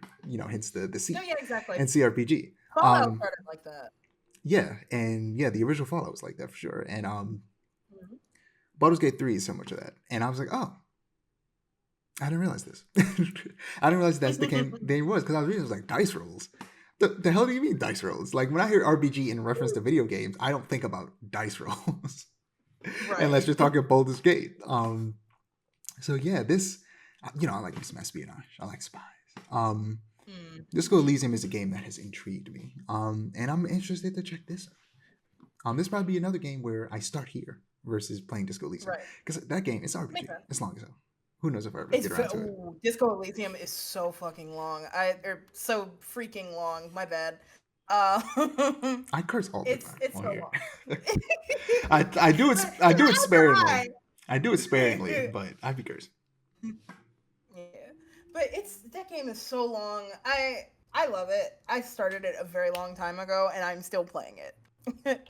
Still, because there's just so much like dialogue and like exploring the choices is really fun. It's like everything I wanted from like Telltale games and Until Dawn. Like I want a game where my actions have consequences, but then I also feel comfortable enough to go back and be like, well, what if I picked this thing instead? Right? And yeah, Disco's really fun in that way, but then on the same time, like at the same time, it's like again, very long, like I wouldn't call it tedious necessarily, but it's like it's a process. It's one of those games that you can't just like pick up and play on a whim. Like you have to like really dedicate some brain power to it. But this has me excited for this because like again, I love everything that Disco Elysium does, and I like that it's kind of the same but not quite like dead on, that it's kind of got its own like aesthetic going on, and I just really like the spy aesthetic as well, especially for a game like Disco Elysium, or well, the spiritual successor to it. It just fits like a glove, and that's exciting. So next we have Halloween. It's Halloween night, 1978. The unsuspecting families of the quiet suburban town of Haddonfield are making holiday preparations, and evil has made its way home. Take the shape of evil as Michael Myers, or save your neighbors as the hero of Haddonfield in Halloween, the ultimate asymmetrical horror sandbox. So this is made by the same devs as the Friday the 13th game.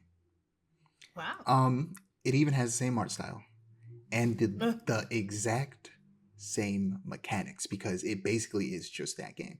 Because as you know, that game got shut down because there's a rights battle between two people about the ownership of the Friday the 13th franchise. So that game was shut down. So they decided to take everything about that game and just transfer it over to Halloween, where there isn't some rights battle, and they can make a game that will be able to exist perpetually. And it doesn't come out until September 8th, 2026. That's ridiculous. It's insane that they gave us a date for that far out. Also, why isn't it releasing on Halloween? Right. Why September 8th? Not even the same month. Like, it's you could have gotten away with a cheeky October. But yeah, this is exciting. I didn't play the Friday the 13th game, but I watched plenty of people play it. I'm definitely going to play this. This would be a fun game to play. Definitely looks like a fun route. Yeah. You know what though? It reminds me that I came up. We were watching like a tier list. Me and my girlfriend were watching like a tier list of like the different all 10 Saw movies just for the kicks and giggles, and it had me thinking about like what a good Saw video game could look like.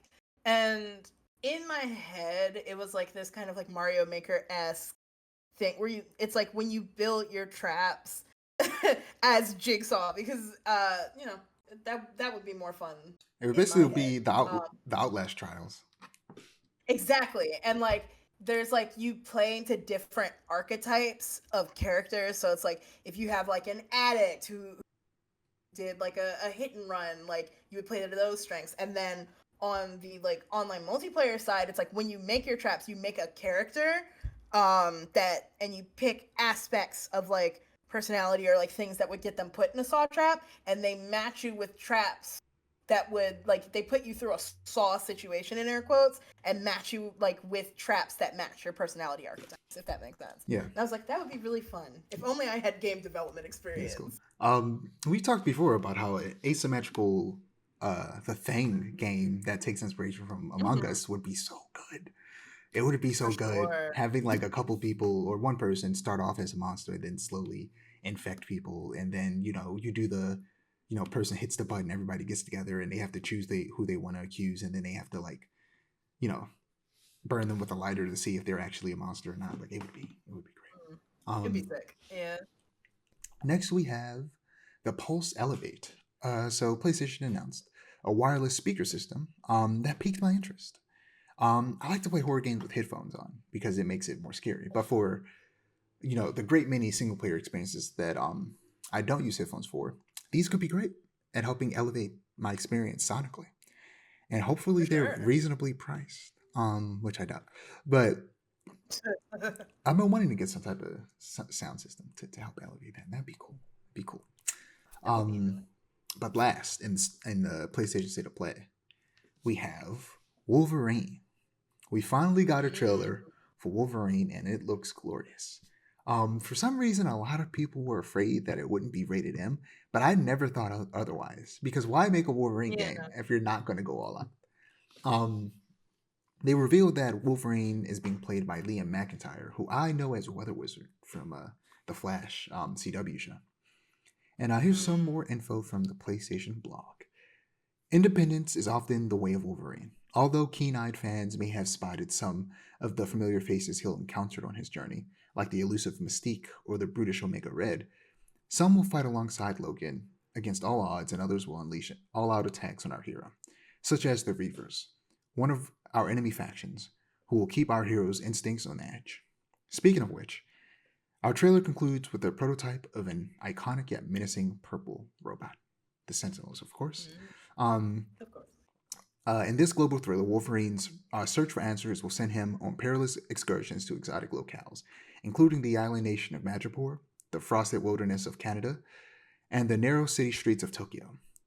All potential battlegrounds for fierce, bloody, destructive action. Logan is the quintessential reluctant hero. Haunted by the consequences of unleashing the beast within, once the claws come out, Wolverine doesn't hold back. As a living weapon forged against his will, he'll use razor-sharp adamantium to dispatch enemies, and untamed berserker rage to build momentum on the battlefield. He'll leave an impression on his foes with fast, fluid, and rapid attacks and techniques that'll dismember or break anyone who gets in his way. Wolverine might be distant, but he isn't afraid to get up close and personal when it counts. We aim to deliver the ultimate Wolverine fantasy built on Insomniac's staples like fast, fluid, and ferocious combat, exhilarating action-packed set pieces, robust accessibility features, and a gripping story that taps into the core tenets of one of the most compelling comic book characters of all time.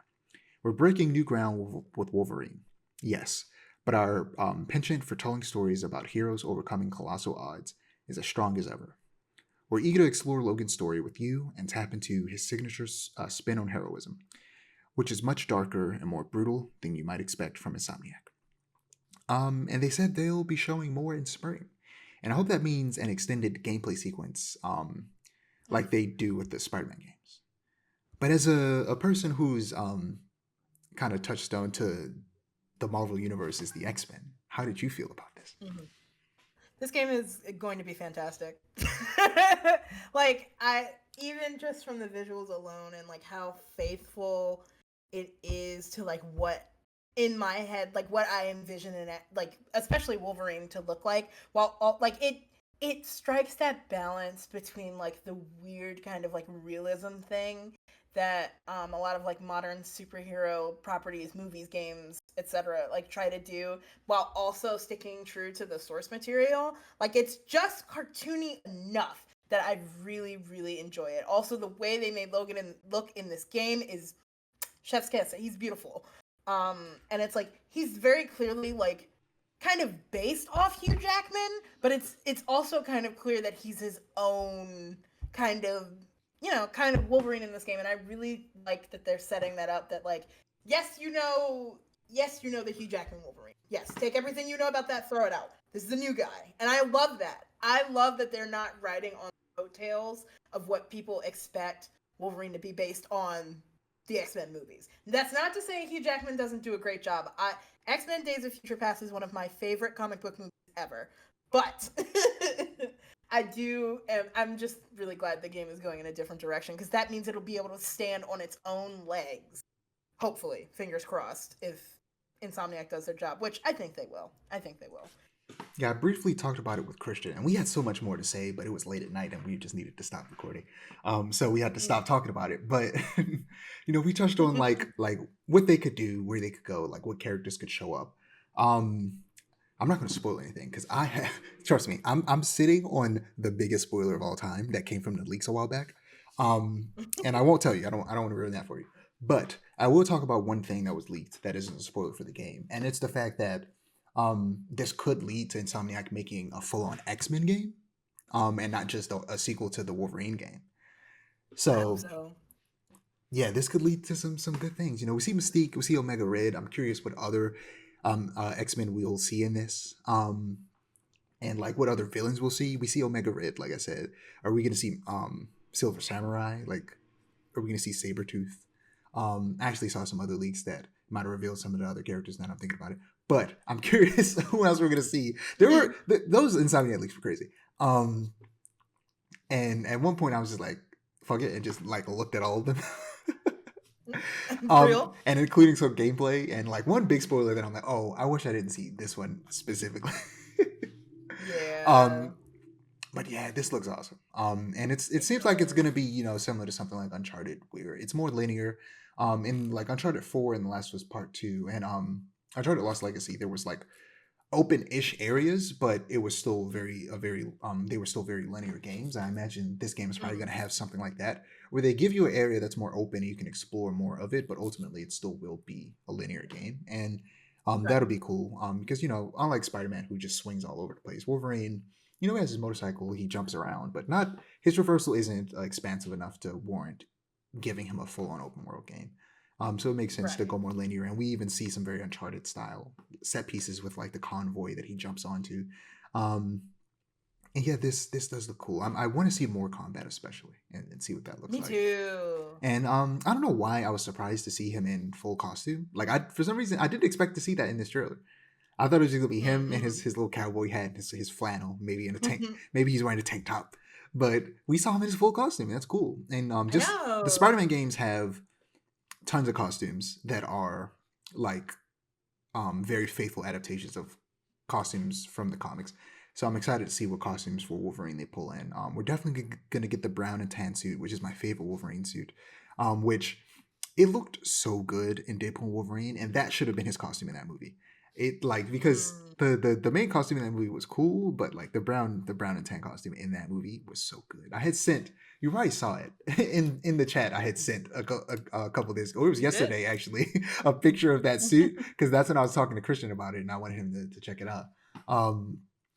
And yeah, this game is good. I'm also very excited. It's releasing sometime in the fall next year, so also dodging GTA. But yeah, getting into last few things before we wrap things up. Some game reviews, starting with Ghost of Yotei. It's out. I played it midnight the day it came out, and I played it more yesterday. I played it midnight yesterday, and then I played it later that day yesterday after work. And yeah, it's good. And I know you, especially, you want to play it, but you can't because you don't got a PS5 yet. But goddamn it, I do. It's it's so good. It's so good so far. Gameplay, I'm like, what's crazy about this game so far? You start and you go through this very brief like opening like tutorial section where you fight a bunch of people. Then you get, I think you get a flashback, and then you're just out in the open world. And like, I'm trying to remember what the opening of Tsushima was like, and I feel like it was a lot more guided and linear. Yeah. In Yotei, you are just told to go out and do whatever the fuck immediately. They don't waste time. Like 30 minutes into the game, you're just in the open world and you can do whatever. You don't have to follow the beaten path. Go. You can go and do whatever side quest, and you can go and hunt down whichever one of the Yotei 6 that you want, which are the like main villains of the game. And it's awesome. Christian's playing it. He has PS5. And he played it at midnight as well. So next episode, I'll bring Christian on to talk about it. I'll talk about that with him, so we'll get a good discussion about Ghost of Yotei. But I'm still early in. So there's not too much to say. So, last I left off, I had unlocked the dual katanas. I had went to the master that teaches you that and learned the dual katanas, and that was fun. Also, I've experienced how the like switching between Atsu and young Atsu thing that we talked about. They were like, how's that gonna work? Like, what is that? You do it on like the homestead, like at her old home that got like burned down where her family got murdered.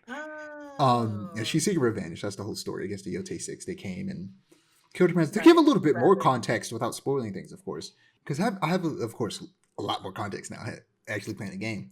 But specifically the Yotei 6 and their lord, who's can't remember his name at the moment, the leader of the Yotei 6, he essentially wants to make Ezo its own like state, and he wants to separate it from the rest of Japan, because Ezo is a big island at the very top of Japan. It's the northernmost island, and I believe modern day Ezo is Hokkaido.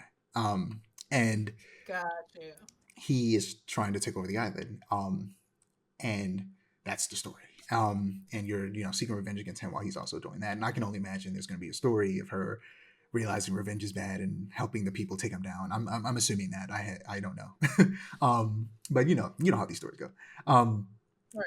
So yeah, that's the main story. And early on, you're not forced to go after a specific one of the Yotei 6. You kind of just get an option, so you can just go and do whatever you want, and it's cool. The combat's fun.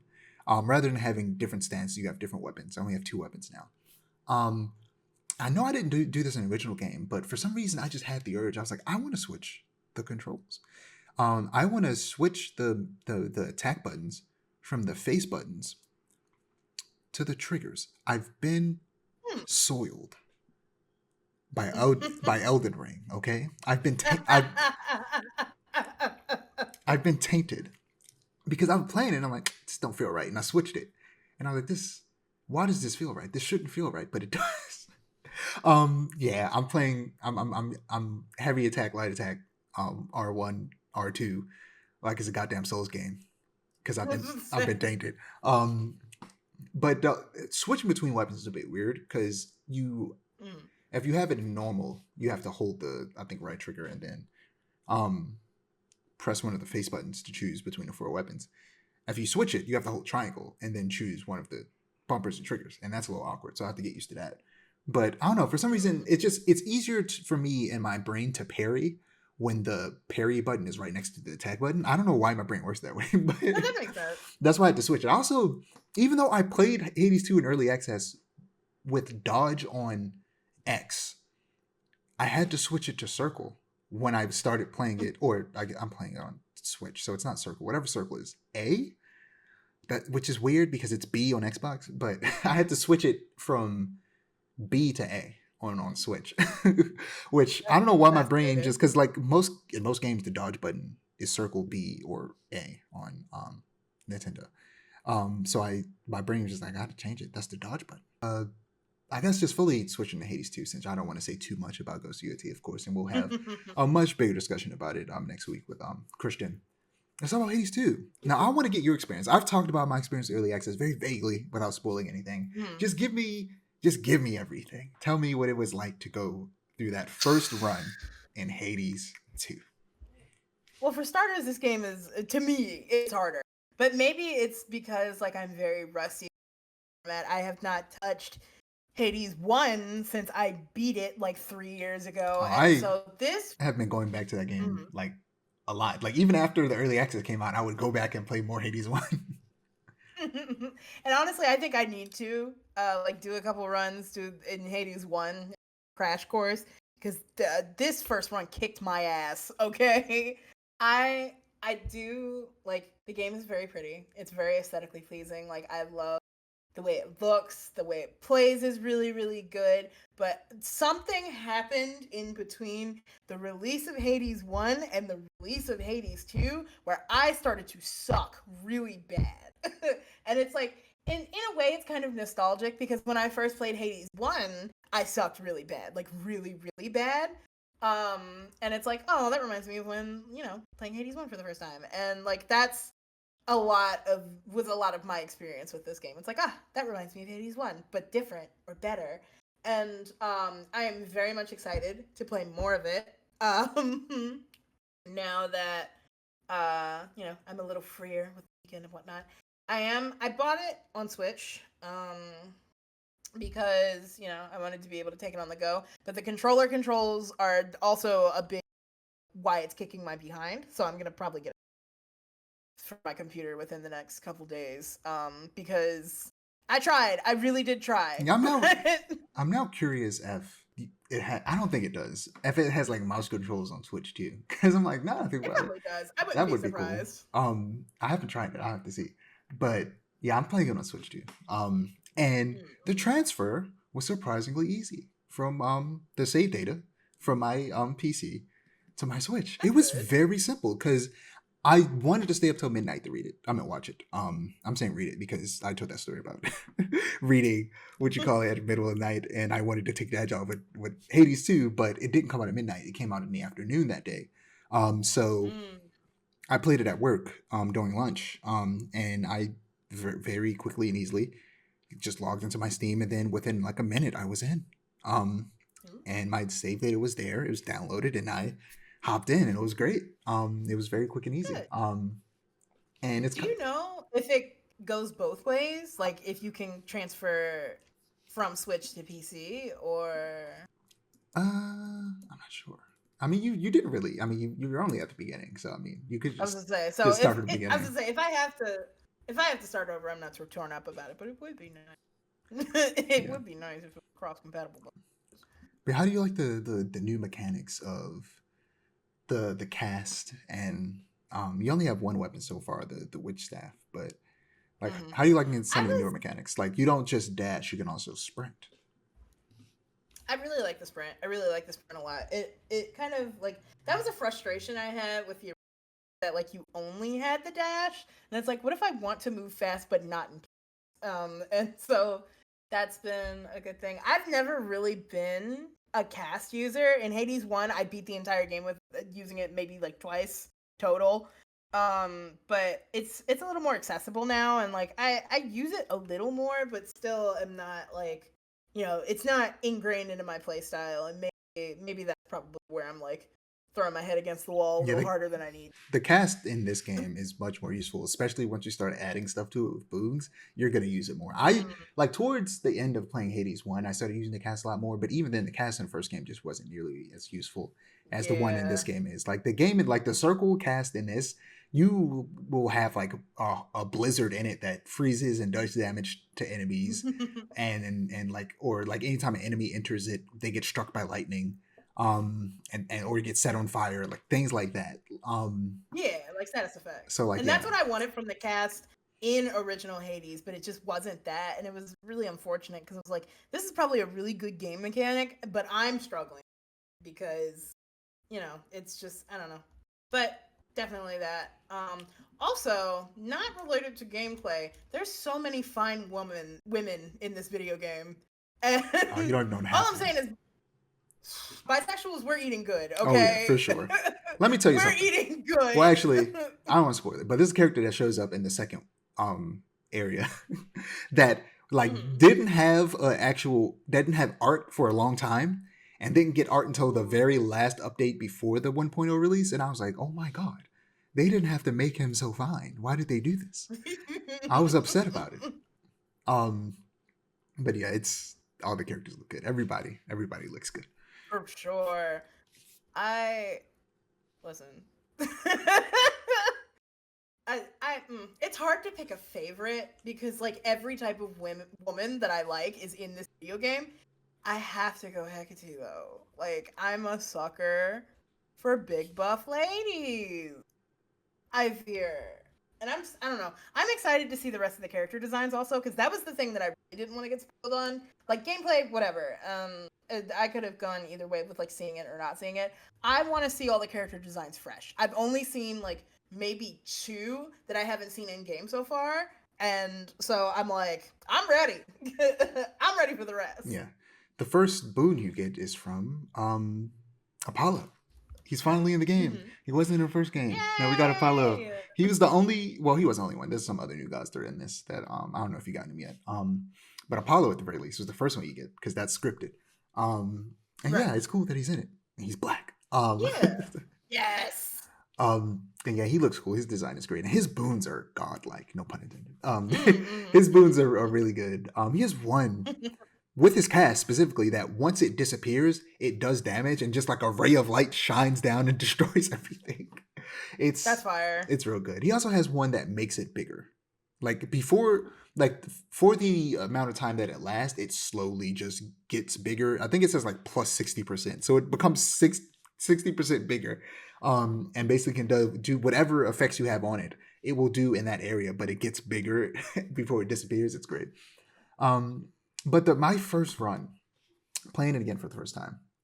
Well, I don't think it was my first run. I think it was just one of the many runs. But I had one run that was so good. Where I always get my ass kicked by the third boss, basically. But I finally beat them. And then after I beat them, I beat the last boss first try. And I was so happy. That's crazy. And I'm not gonna say anything, but this boss was very surprising. I was like, oh my god, I can't believe what is happening. It was really cool. And yeah, I did it in like 29 minutes, and then I did another run that was like 30 minutes where I beat Kronos very fast, and I was like, did they make the game easier? They didn't, because then I went and lost again, and I was like, never mind. But also, this game's equivalent of the Pact of Punishment. You get, I don't even know if you get it early because I played in early access. Maybe it's not early. Maybe it's like middle of the game and I just don't know. But you essentially can make every boss harder for yourself. You have to upgrade it. And I have it on level 2. So the first 2 bosses are harder. And Hecate essentially is holding back. She says that at some point. So when you upgrade it, she's no longer holding back. And it's tough. Yeah, I'm not excited to have it fully leveled up and have to fight a souped up Kronos. That does not sound like a good time. No, yeah, that's real. I had to turn it off for the last 2 runs I just talked about because I was just like, I just need to get to the end. I'm fighting for my life. I need to progress the story, but I've cut it back on because it's fun again. Because then we're starting to get easy again. I was like, nah, I need challenge. But yeah, it's good. It's real good. Also, I assume after you died, you did explore the area, and looked around and stuff. So did you see the cards? I did see the cards. The cards. They got tarot cards in here. Yes. And I'm fingers crossed that we get a physical release of those. Oh, I didn't even think of that. That would be cool. That would be sick. I didn't even take that in consideration.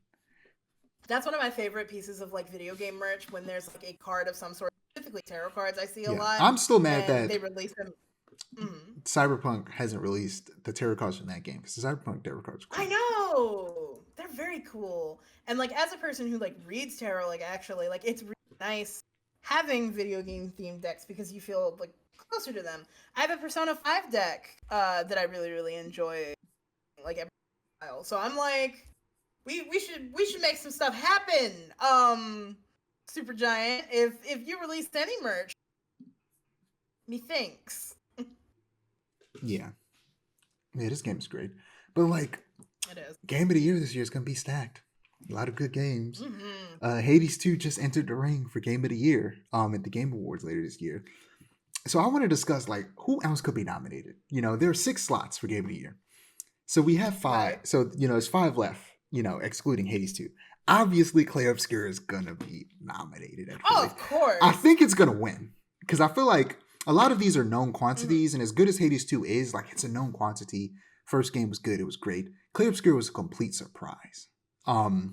It just does so much new stuff, whereas Hades is more of what made the first game great.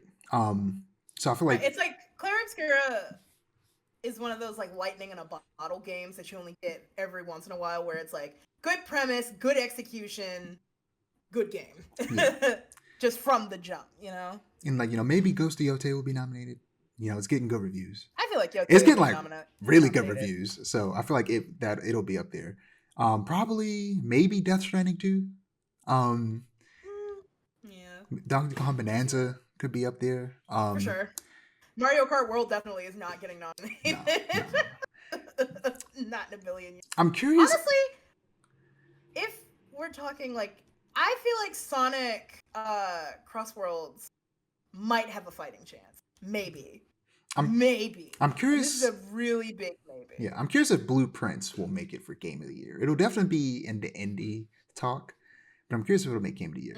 Hades 2 at the very least is for sure winning, best indie without a doubt. Hades 2 is winning best indie. I don't know, man. Blueprints. I don't know. That game earlier this year was getting a lot of Blueprints. Could give them a run for their money, but I wouldn't be surprised if Hades won. I don't know. People are talking about Outer Worlds too, like it's the second coming of Christ.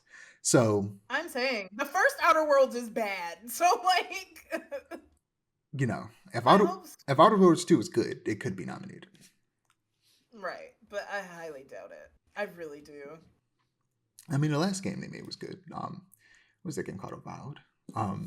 It wasn't for me because I'm just not into those type of RPGs, but right, that makes sense. It got decent reviews. And people like the first one. And we're really excited for this one. So hopefully it's good. And it'll be out in October, so maybe I'll still have Game Pass in time to check it out. Maybe. But yeah, other than that, like, just good games. Too many good games. Too many good games coming out so close to each other. So soon. Because also, Ninja Gaiden 4 comes out at the end of this month. Right. Goddamn Dispatch comes out at the end of this month, a couple days after Ninja Gaiden. Like, it's insane. I'm gonna be busy. But yeah, time to wrap this up so I can go play Ghost of Yotei. Yay! Yeah. You can find all of our ads in the link in the description. Don't forget to like, comment, and subscribe to our channel if you want to see more storytelling content, and to click the notification bell so that you're notified when we post. Peace. See ya.